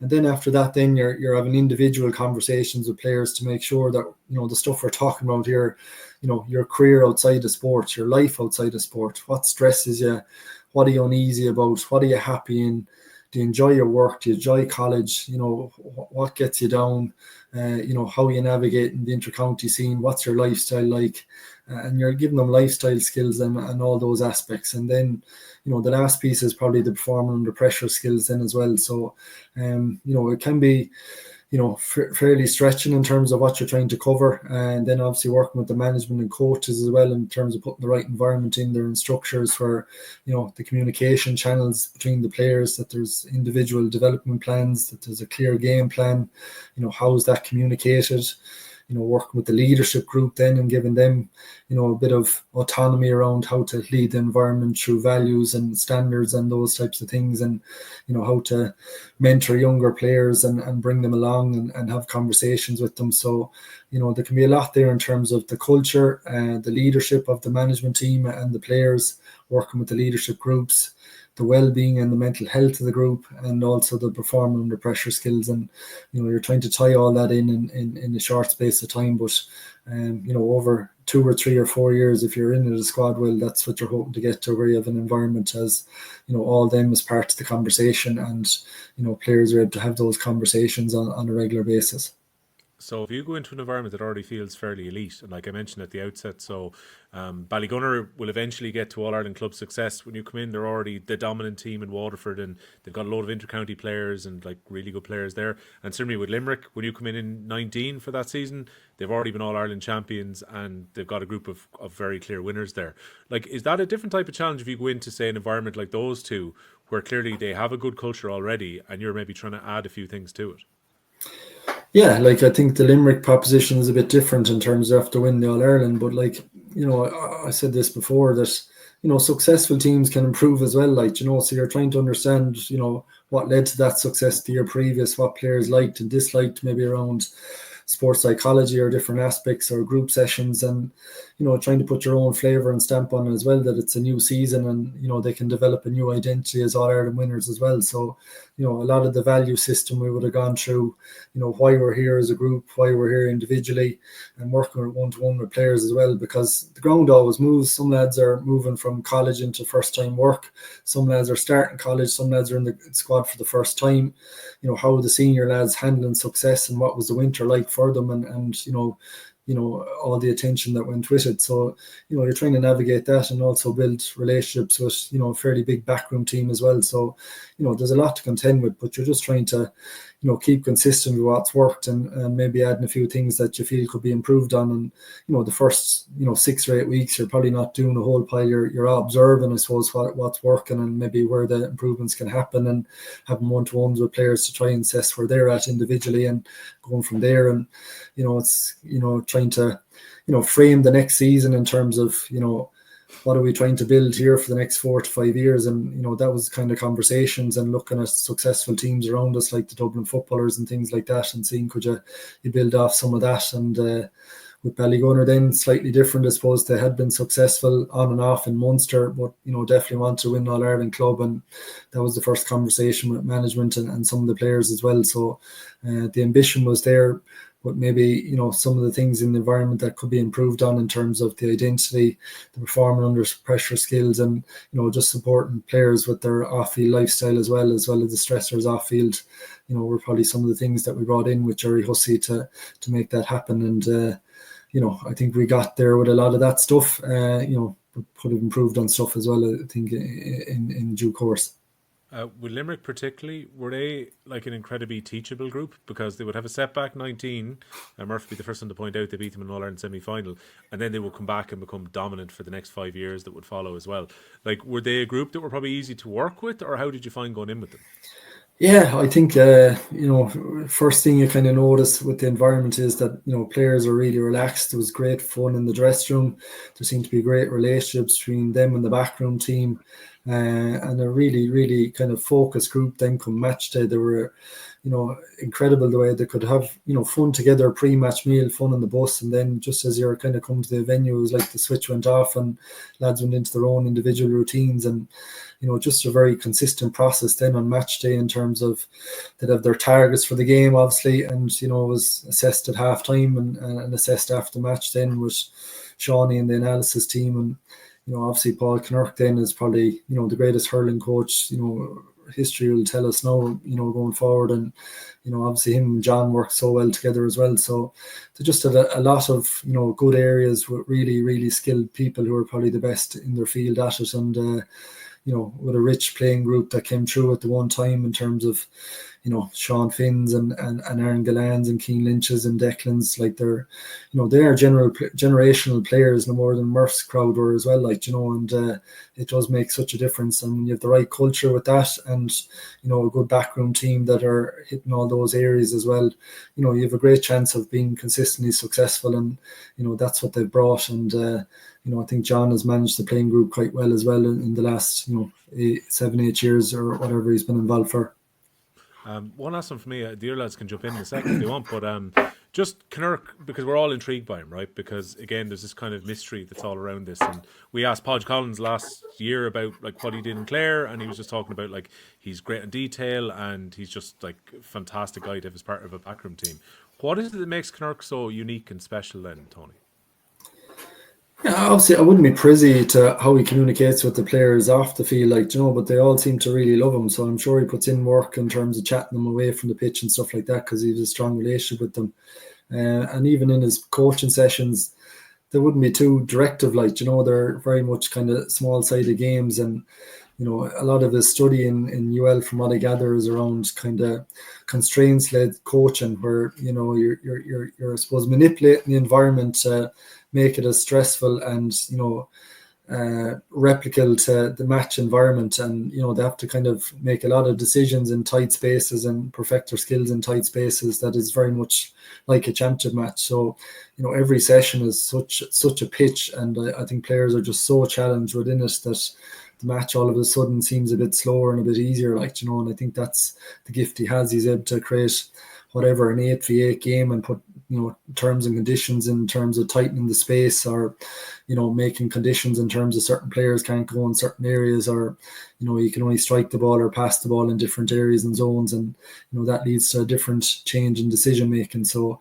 that constraints-led approach, he probably is the best in class around it in the country, and that's what's probably led to them being able to be so adaptable in the moment in terms of games that, you know, there isn't too much, you know, instruction that they're given in matches. Either they're able to spot the space, identify the space, and whether that's passing into it or running into it or, you know, shooting at the right time, they just seem to have that really well nailed compared to other teams I've seen coached. Well, Paul Murphy's going down to cover Limerick against Kilkenny this coming weekend. Maybe he can get an interview with Kinnerk and none the rest of us will get over the That's how you tell me that I'm going covering the game, is it? I looked at your face. That's the first I heard you. He Googles, are they home or away this weekend?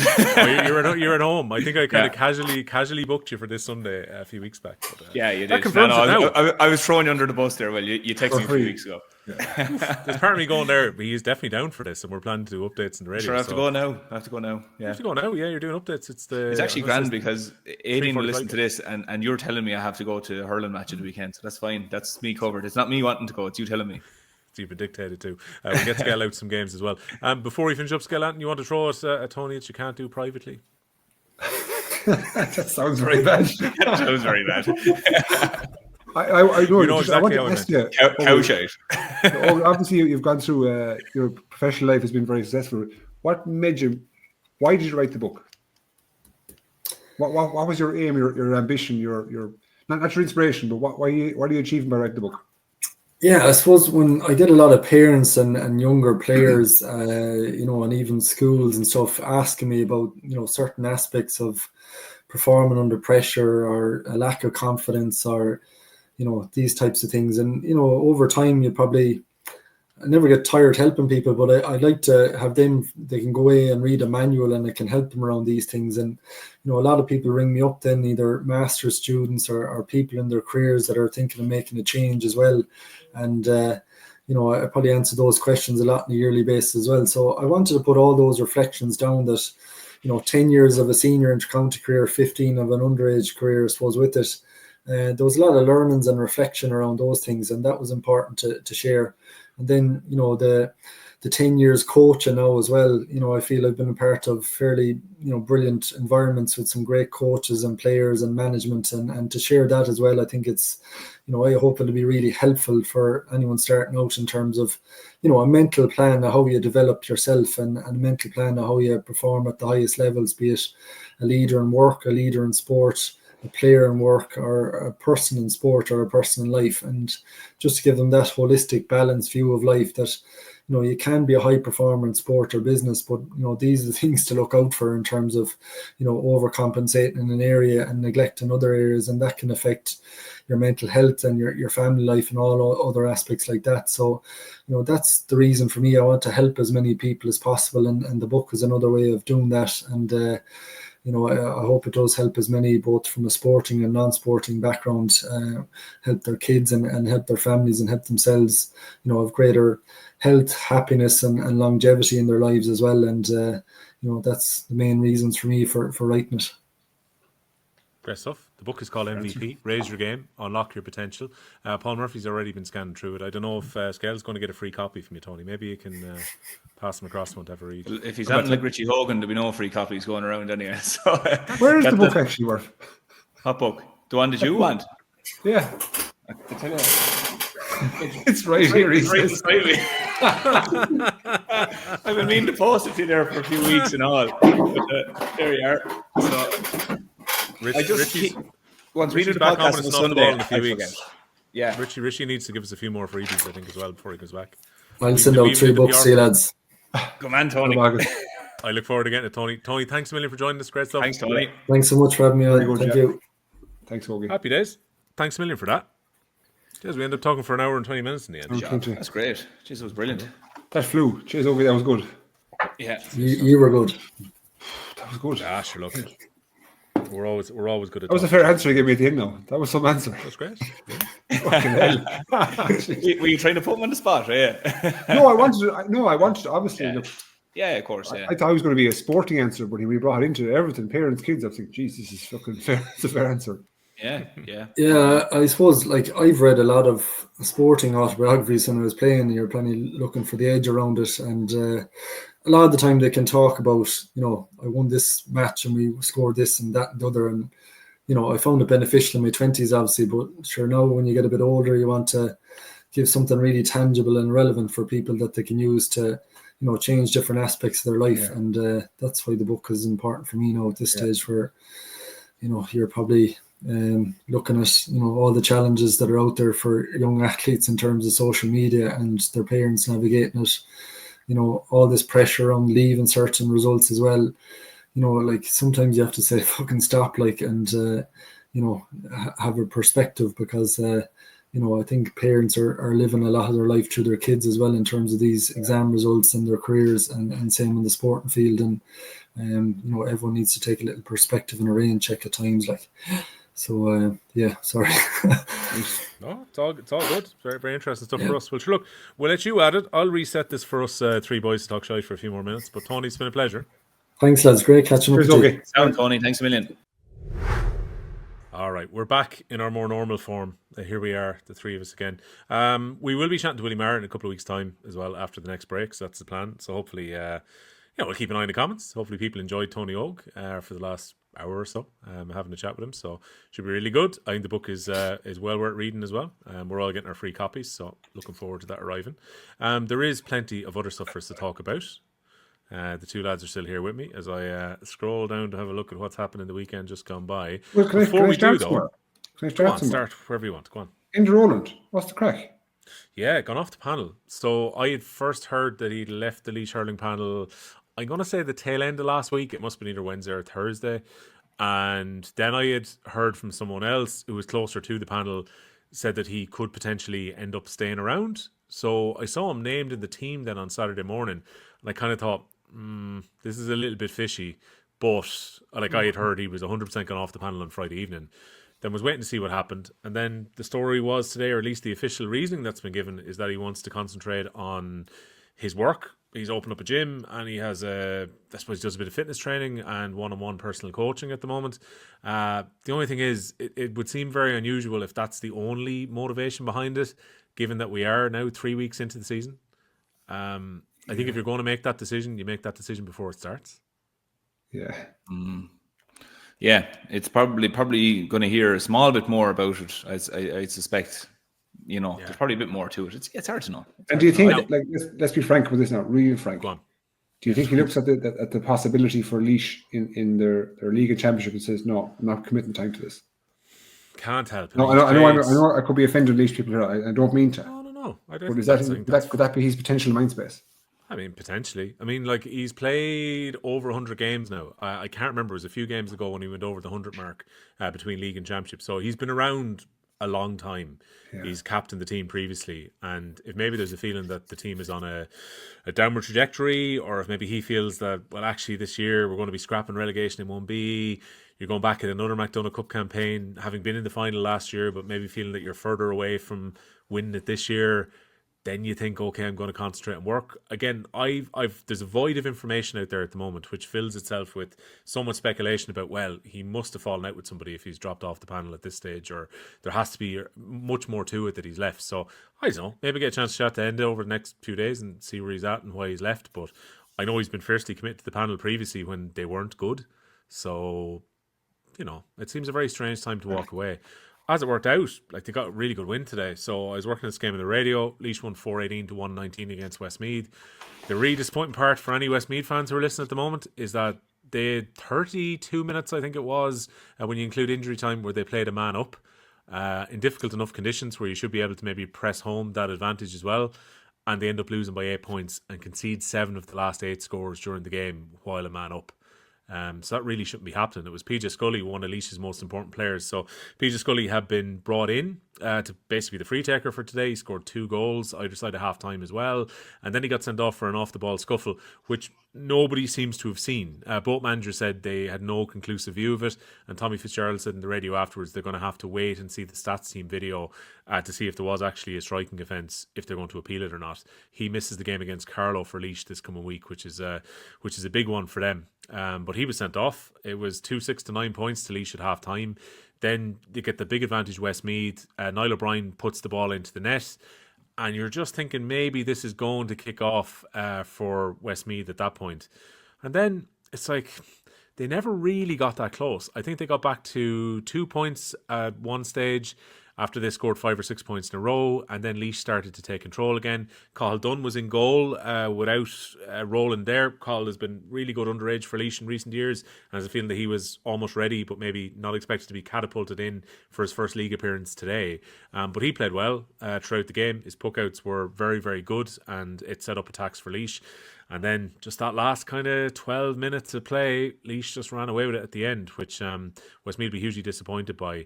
It had got down to 4-11 to 112 after the Westmeath rally, and then Laois finished the game out strongly. So I'm writing Westmeath off right now because of the fixtures that they have remaining. So they have their break week next. They then play Offaly away. They then have Carlow at home and Waterford away. They would need to win 2 to 3 because they're already head-to-head behind against Antrim, Dublin and Laois. I think they're toast at this stage. Even 2 wins might not be enough to keep them up, which is, again, is a pity. I was saying to you guys earlier on that, like, it's not that long ago Westmeath were playing the Leinster Senior Championship and were playing the Division 1A, the Hurling League, and now they're facing potentially playing the third flight. Saoirse Bulfin was saying after the game their focus needs to be on the McDonagh as opposed to league position, but it's definitely a disappointment to go from scrapping away in the top flight and playing the top teams to 3 years later be getting ready to play in Division 2A. So just goes to show the trapdoor in hurling. It can be very, very swift. It's a big result for Laois, but Laois have to back it up now. I think if they're going to get points, Laois, they've already played Offaly and they've already played Waterford. Dublin would seem like a very tricky game. I think Carlow and Antrim are where they need to pick up another win, and they probably need the other teams to get cleaned out by the promotion chasing teams. So big game for them at home against Carlow this coming Sunday. We'll preview the games on the members pod in a little bit, but we'll see. I mean, I don't know, Skell, I know you're a big fan of Enda Roland as well. A couple of Laois fans tweeted me earlier and went, look, it's maybe not as big a blow as some people think, but this is an all-star nominee goalkeeper. This is a guy who won Player of the Year previously in the Joe McDonagh Cup. Like, this is a serious player. Yeah, like I've said before, like, I have great admiration, and it's not meant towards a slight or disrespect to people, but from my perspective, like, I find it 2 reasons we play a sport. 1 is for competition, 2 for fulfillment. So if you're playing competition and getting beaten, you know what I mean, where does the fulfillment come from? So like when lads stay at it with teams that aren't winning everything around them or even competing to a degree, you know, I have admiration for them. So I thought it was a very, you know, a quiet exit, which is surprising in itself. You know, it always signifies to me like it's timing is not great. It doesn't seem very structured or planned. So it's like, why? What is the reason? And either A, it's an injury that's, you know, that can't be healed in time for championship, or B, it's just, you know, maybe that there's more things going on in his personal life that even Tony Óg spoke about, that just needs more balance shifted towards that as opposed to the sporting career. Because 100 performances, I think it was the week before last, he got to 100. Yeah, it was a couple of games ago. Yeah, that's a fair feat. That's a fair feat. I don't think Murphy got there. Anyways, but that's a fair feat. Like, so that's, you can never question the man's, you know, I suppose, commitment to the jersey or the county as a whole, or even his teammates. You know, when one of those have come and gone. So I just, I don't like to see it. I'd like to see someone like him who's given so much finish on I won't say a high. Of course, everyone's that, but at least at the end of the season when he's tried, it seems more balanced in that way. So I'm just not to be nosy. I'm just wondering why. No, why it's happened. All right. So I haven't heard anything about an injury, and the people who first told me during the week that he was stepping off the panel didn't mention injury whatsoever. And like one of those people will be very close to the management team, so I don't see any reason why they wouldn't have said anything. But the word kind of was, let's just wait and see at the weekend in case he can be coaxed back in, which to me would indicate that it's not a case of him being out for an injury or whatever else. And look, he was captain Ireland in the Shinty not that long ago. He's obviously played the first couple of games for Laois in the league as well. Like, to me, on the face of it, this is a guy still at the peak of his powers. But we'll see how Cahill gets on now in goal in his absence. But big win for Laois today. Murph, do you want to explain why you didn't see the Fitzgibbon Cup final then? I can let you off because Skehill and I both watched it. I've had an offence here by not watching it. Are you alluding to the fact that I was on the stag yesterday? Is it? Yeah, I mean, I doubt you've had a chance since the stag to watch it. So, whose stag were you on this time around? Joey Holden's stag was on yesterday. We were in the Corn races. I know nothing about racing, so Skehill, I just hold my hands up there straight away. Nothing about it. Great day, great crack. There was the Red Mills Day, so the Tyes Days was on there a few weeks ago, and that's the big day for the Corn races. But great crack, there was just a heap of us went out. Look, it was as much a meet up as anything like that. But Jesus, I paid for it today. Now I was a sick puppy today, to be honest, and I wouldn't I wouldn't be allowed to put down a bet. Like, I don't bet on that anyway. But sure, you go to the races and you kind of. It's like going to Vegas. You have to throw something down anyway to have a bit of a crack, a bit of skin in the game. So I said to the lads, we arrived on, and myself and Pádraig Welsh and Buckley and Conor Fogarty arrived on. Sure, met John Joe Farrell and a few of them, and I said to the lads, right, I'm not taking any tips. There's Skehill, you would have seen this. I don't know how much you've gone racing or go racing. Everybody has tips. That's the one thing I figured out. Everybody has a tip. So you get a tip for every horse in any given race. I was like, Murph, I have a rule, Murph, when it comes to that, right? Unless it comes from the jockey, the trainer, or the fucking farrier, I'm not taking a tip of anyone. You're at that. Yeah. So I went out and I was like, right, this is what I'm going to do. I'm going to... Sure, the favourite can't win every race, so I'm going to back the second favourite. If I'm betting, this is it. Literally stupid, I know, but I was like, I'm not. You would have won the Grade 2 yesterday. I would have, but you know what I did? Classic Getaway, is it? Was it Classic Getaway? Was that the fourth race, fifth race, something like that? Would be to the chase, yeah. Yep. He's second favourite. At that stage, I backed the lad who came back to second favourite each time, and the second favourite never won. So I backed the favourite. The favourite came third, and the second favourite won. At one stage, Skehill, in a 3-horse race, I backed the second favourite and he came third. In a 3-horse race, I went, Jesus God. Was that the race where Willie Mullins had, I think, 2 of the 3? Yeah, there you go. Yeah, Grade 3 against Townsend's horse, yeah. That's right, yeah. Whichever race it was, I said... Mullins won it, yeah. Townsend in second. This is the last race I'm betting in. So John Joe Farrell, they had their medals night there last night, Thomastown. So John Joe was in great form. And he was like, listen, we'll throw down a few bob in it here. We'll all throw in a few bob and we'll just lump it on some 10-1 horse anyway. So is Willie Mullins, is he green and yellow? Is that his stable colours? Or who's the stable colours of green and yellow? Depends on the owner. JP. Oh, sorry, the owner. Sorry, JP. JP. The owner would have the colours. JP would have the colours, yeah. Right, yeah, sorry. Hoops, green and hoops?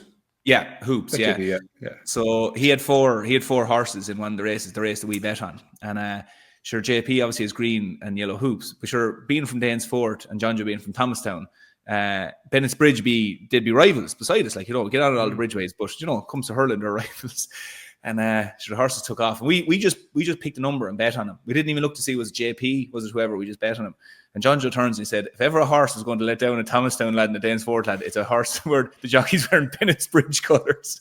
And so we were like, oh, Jesus. So off the horse went. He was leading, come around on the first lap. And we said, I actually went, that's not a good sign. He's out in front there now. He's not going to hold it. So off he went anyway and couldn't see. They went off down the far end of Gorge, couldn't see a tap, couldn't really see the screen. Next thing, John Joe had a look anyway. I can't remember, did he get a few points? Did he get binoculars? And he goes, yeah, 3 of JP's horse are still running. The one that we backed fell. He fell at the second last or something like that. So that was my full day. No, I tell you, I bet the one for we were at a bit of a shindig as well at a race beat. I can't say it. There was 20 of us on it, and we each put in 100 beans into a pot. So to get $2,000, so we put on this horse that we got a tip for. The horse came in at 18-1.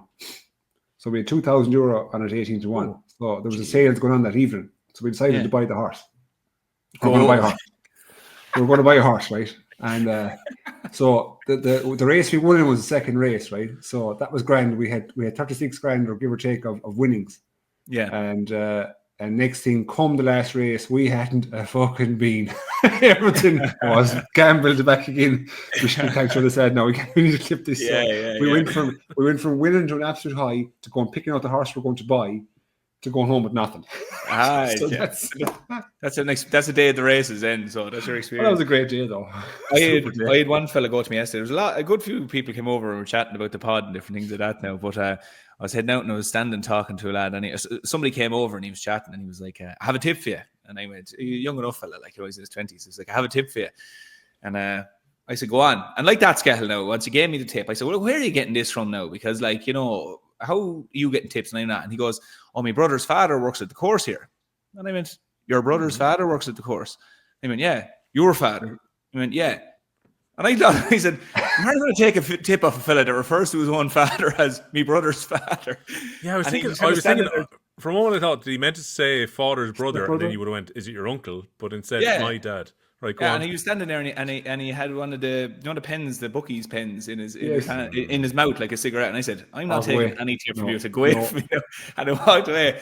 And he goes to me then. I met him in the tent later. Whether the horse won or not, I don't know. But he met me and he said, "You owe me a pint." And he said, "I don't owe you a pint." And he goes, "I gave you a tip." I was like, "But I didn't use it." He said, "You still owe me a pint." I was like, this horse racing crack. There's lunatics out there. Lunatics. Oh, there is. Great crack. It's a roundabout way of saying that Murph didn't get a chance to watch the Fitzgibbon Cup final, but he was with his former Kilkenny teammates. I don't know, Skehill. I don't know if he missed a huge amount. UL won 23 points to 115. My first reflection on it was, and I know Beacon has had a tough time with the Storms in recent weeks and so on. Like that looked so heavy. If we're going to use racing terms here, that was heavy ground that they were playing on yesterday. Yeah, the going was not good with. Oh, it was like we trained there now with the 20s a couple of weeks back. And we know that pitch is getting an awful lot of activity because it's the best floodlit. So the dome is obviously an astro pitch. Some teams don't like to train there because just of the realness of the surface. But the pitch with the lights is the pitch in which the game was played yesterday. And it's disappointing because I particularly don't like when a game becomes dominated by conditions or circumstance. So the pitch was extremely difficult to allow a free-flowing game of hurling take place. It was very ruck orientated, ball getting stuck.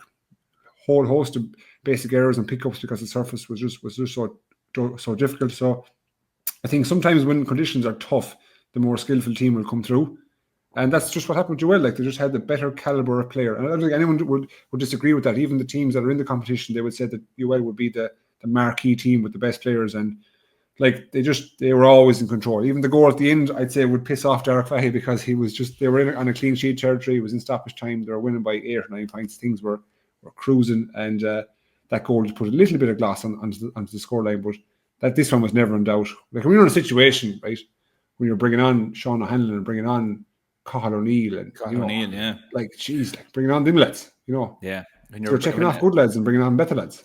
And you're watching Cathal O'Neill come on. That's a tough situation. Oh, real tough situation, But that's just that was the nature of it. Do you know what stuck out for me? So I saw a few people had the programme. They took pictures of it because the UL lads are obviously taking a piss out of some of their teammates, and particularly Killian Doyle got the nickname Killian Cider Doyle, was their best nickname in the team, and so basically everyone had picked him. But you saw like some of the achievements that lads had. So like Patrick Crotty, part of the Clare team last year that won the All-Ireland, and he's got like nearly a full collection of underage medals and schools medals.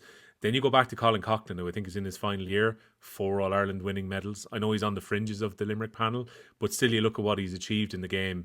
You look at what Cathal O'Neill has won even at his very young age. I think it's 3 All-Irelands. He's got 5 Munsters or so on. It's like, it's crazy what some of the guys have achieved. Like that is a completely stacked UL team. And in retrospect, it has made me appreciate even more what Mary I achieved last year against this completely stacked UL team. Because really UL should have won 4 in a row, but Mary I beat them. But as well, Murph, to show that the age profile of the intercounty hurler is always coming forward. It's getting closer and closer to the teenage years. Like when you can go back to Tony Óg's time when you first started out, like it was a rarity that an 18-year-old come on the scene or a 19-year-old.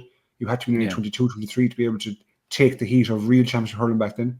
Whereas nowadays you can be 19, 20 and light it up. no problem. Yeah. You can be a marquee player like Cathal O'Neill, who is so good at ball retention that you can fit straight into a team like Limerick. Yeah. It's amazing how athleticism of players is coming forward, and the age profile is it's a byproduct. It doesn't matter anymore. Yeah, but probably the thing that's making them bridge that bit quicker is the fact that, like, we'll go back to you were saying about Tony Óg's time and all that. Like, lads weren't really doing strength and conditioning until they got to senior level. Whereas at this stage now, lads are being introduced to that under 14 and so on. Not to a savage scale or anything, but by the time they get to 18 and 19, and like they're heading into institutions then in second level that or third level that like, UL's gym, like, it's renowned for how fantastic setup, and the setup that's down there, DCU, all these places, they have incredible setup. So like these lads are going on a conveyor belt through like development squads, inter-county panels, second level, like with Kieran's College or whoever's going to be Flannan's and all these, and they're exposed to it for so long that you're right, Skehill, they are getting to a stage where it is bridging that gap of not needing the 2 or 3 years. Like, usually it was just the outliers were able to get into teams, but like when I saw the team, like, I obviously flicked through and saw a few of the reports and stuff like that, but like, it's funny, Cathal O'Neill, when you refer to him as like with the Limerick team, you think of him as one of the younger lads, because he is. You think of him as, just new lad out of the wrapper nearly coming onto the team, even though he's there a few years. But then when you see him introduced with the Fitzgibbon, I was going, what? Cathal O'Neill is still like Colin Coughlin, It just seemed like that. And you remind yourself, these boys are actually still very young. Like, they're still in third level. Like, it was remarkable. So I just find it funny that, next weekend, if Adam English is playing or whoever, Colin Coughlin or any of these, you'd be thinking, oh, these are the young lads in the Limerick panel. And then you see him out hurling Fitzgibbon, and you forget that they're the senior lads in that grade. Like, they're the senior boys there and are at a serious standard compared to some of the new lads, some of the younger lads who are just starting their Fitzgibbon journey. As well, Murphy, I say, when you were in school, and we'll do, sorry, 6th year wasn't a thing really. The TY wasn't one of the years that you'd automatically go into. So like kids now, when they leave school, an awful lot of them are 19. Yeah. Yeah. So you do have people in college, Fitzgibbon, who are 23 and 24. Yeah. Whereas I finished school at 17. At 17, yeah, and I was graduated and finished at 21, done.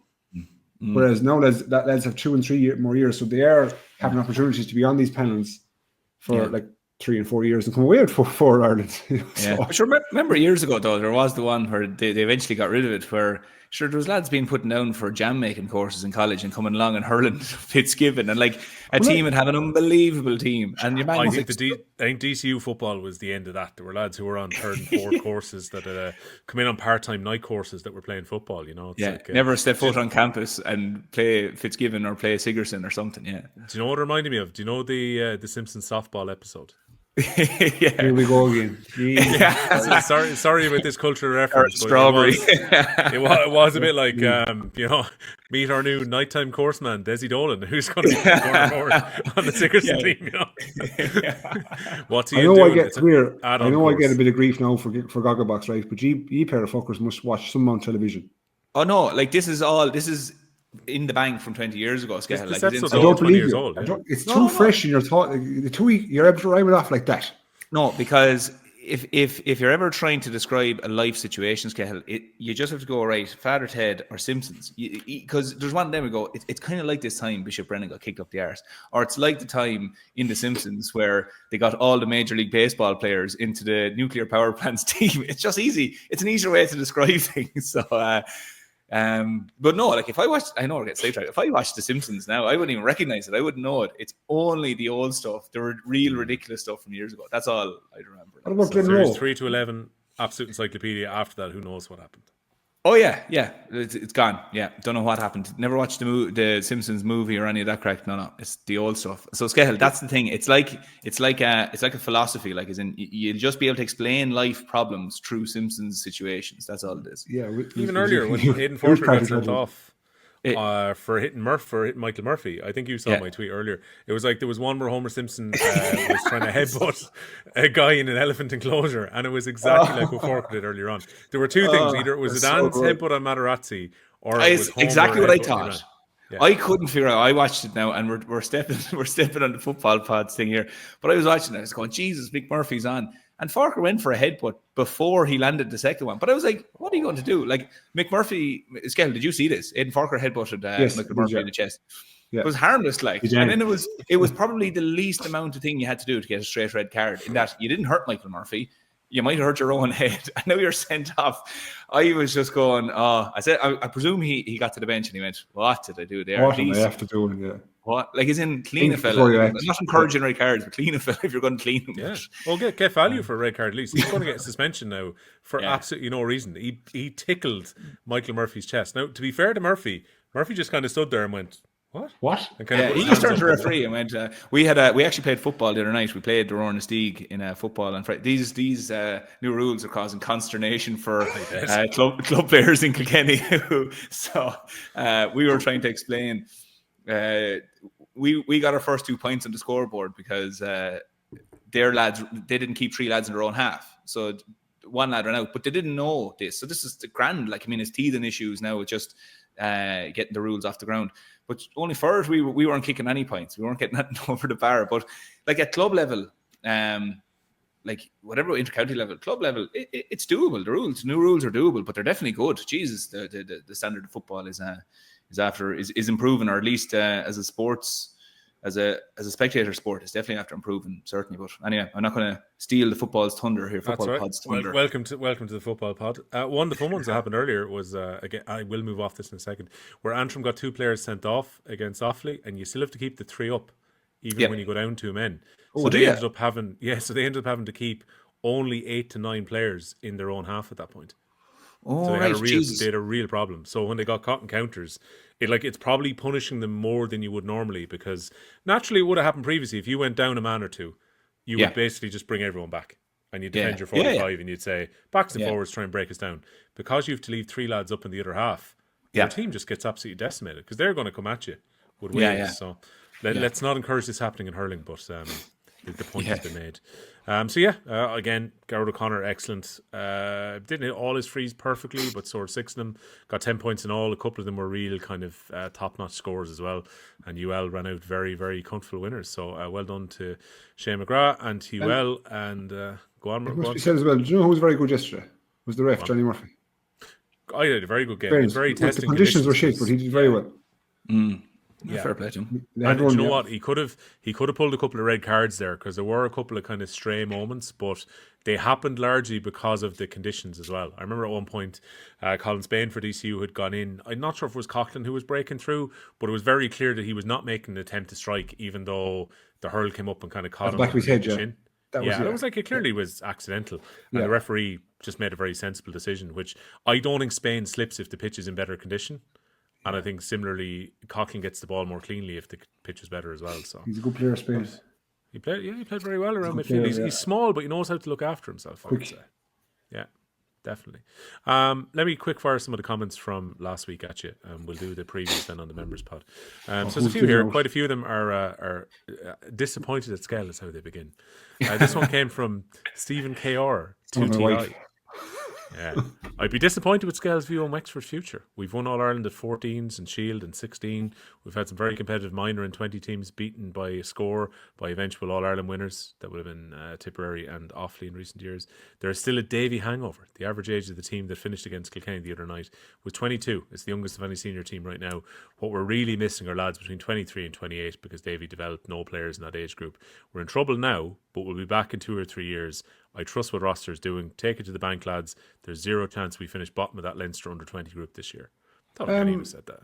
I need to take a phrase from American politics. I need to fact check that. They said they've won what? They've won All Ireland 14-16. 14 and the Shield at 16. So that would be the Arbonne, I'd imagine. That's sure. I don't think they won the 14. Okay. Did they beat finalists, were they? Could have been. What's from the 14 to 16? I need to check that. Yeah, go on. You check that when I said. Yeah, well, I said the other people having a go. Aaron Grimes, 2-350. Skehill is wrong, scoffing at Dan Ravenhill, possibly keeping Screeney out. Ravenhill is one of the best young hurlers in the country. He was missed nearly all of last year with injury. That chap is going to be crucial to Offaly over the next decade. Well, I think to be fair, I'll jump in for Skehill on that one. It wasn't slighting Dan Ravenhill's quality. It's that it's Adam Screeney, is coming back in. It's just that, that. So I think the point is not that Dan Ravenhill, he's outstanding player and is absolutely up to the standard. But it's just a case of, it's like when Joe Canning comes back to Galway or Patrick Horgan comes back, it's where are we putting him in? That's it, you know. I'm still definitely getting Tiago over as the OG. I'm sorry about this. It's become a running joke now at this stage. Tiago did say, thanks for the live clarification. We'll just want to reply in here as well. I scored one. I wish I'd scored one in my first game. I'm not that good, but I've scored 1-1 so far. The H and G in my name are just the first letters of my surname. So I'm not the OG Silva. Haha. I'm going to just refer to you as the OG. I think that's who you're going to become among the Hurling Pod community. But he was making the point that thought Shane Dowling's distribution of the ball was slightly better than Gillane on the previous day. I know conditions of the Gaelic grounds were a lot better than Cork the week before, but still Dowling was able to get the short, long puck outs out a bit better. I know Skehill made the point that the jersey is very much up for grabs, and I would agree with him, but perhaps Shane's intercounty experience could put him slightly ahead. Time will tell. So that's the OG. Dara reckons Tip might struggle against Clare, Cork and Limerick in the Championship if they're 100%. We find them are off. Tip can beat them. And then you can address this one, Murph, before we finish up, because this one came in from a very neutral sounding name, O'Dwyer, Callan McGrath. Might be a Tipperary supporter. Sure. Tip win their opening 2 games, and the media narrative is, air quotes here, typical Cahill teams peaking early.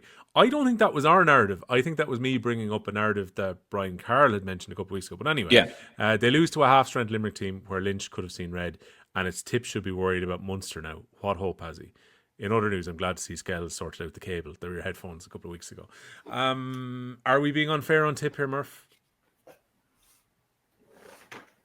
No, we're not being unfair on Tip. Like, you could frame it either way. Like, you'd never be critical of any team if you're afraid of a counter argument coming in saying that, oh no, well, this is actually the true case. Like, we've looked at, you have to look at it 2 ways: Tipperary over the last few years, but then also Liam Cahill's tenure being with teams. And is there any markers there that we can point to that are happening at the moment? One of the ones that I think we would have mentioned there a few weeks ago was that, I'm trying to think, get me years right now, 2023 maybe. That was at Liam Cahill's first year with Tip after he finished with Waterford. I think I'm right in saying that. They had a really good league. I remember they came out to Kilkenny and they played them in Nolan Park and they were like 6 or 7 points the better team. They were really good.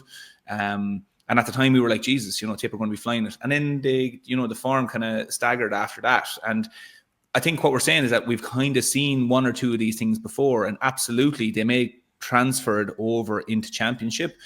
But, there is reason to point towards, and I would nearly compare it to, like, remember, Dublin, you go back to Dublin in like the early 2010s and that, they used to fly into the league and play really well, but there'd be a little bit of, a kind of a lethargic start and maybe to a Leinster Championship that you felt that maybe they started their run a little bit earlier than the other teams. That's all we're pointing to. And happily be proved wrong if it comes to a Munster Championship. But, time will tell. But we have seen a few things before where it's just a case that, they're a few weeks ahead of teams fitness-wise, a few weeks ahead of teams hurling-wise. That's potentially what we're seeing at the moment. So, the one thing you have to look at is, the other thing to say is, Galway the first day, Galway will feel that wasn't a true reflection of them. So you go, okay, that wasn't a true reflection of them. Then you look at Wexford then as well. Wexford at the moment, as we discussed already, Wexford aren't going through a good time. So the only way you can actually tell about any of the teams is once they get a few really good challenges against really good teams. So it's hard with any team at the moment to gauge exactly where they are. But we can only work off what we've seen previously. And there is reason to believe that good league mightn't transfer into a championship because you started your run too early. I think that's really just been our point. The comments on YouTube were happening last week, so we thank you for your comments and feedback. Kieran3237, Limerick sent out a message: up to 12 All-Stars not involved against a nearly full-strength Tip team, and they still won. 32 shots, 30 scores. Kept Tip scoreless in play for the last 30 minutes. Burns and Lynch looked very focused and sharp. All the young players putting their hands up. A serious squad. I think we disagree with that. I also found out, for those of you that are listening on Spotify, I realised there's actually an area where you can look at the comments at the back end of Spotify now, which I hadn't seen until recently. And I missed weeks worth of comments because I didn't know where they were. And was there any dingers in the middle of them, or was it? I don't know. It had gone too. Was everything covered in YouTube? Yeah. So I, in my current job in Off the Ball, I no longer upload podcasts, with the exception of our podcast. So generally, I don't check the Spotify half as often as I would have before. So I would have checked them on the feed. That's the entire Off the Ball feed. The comments are coming into there. I hadn't realised, and I just clicked it because I saw there were a few new comments. Went back and saw some in the Hurling Pod ones. So if you want to leave them there, by all means, we can read them and go through there. Because I know there are some people that prefer listening to us and don't want to look at us. So if you want to do that, I think Spotify seems the best place to do it. If you want to do that and still have a jibe at it, Spotify is your platform to do that. And I can promise you, I will check them more frequently now that I know where they are. And it won't be, this is what some guy said back in August of last year, which I missed. Yeah. So I will definitely have a look. That is my promise. All right, Paul Murphy, thanks a million. Thanks very much, lads. James Skehill, thank you for bringing Tony to us as well. Thank you, guys. It was good. Thank you. All right, we'll have a members pod out tomorrow as well. We shall see you next week.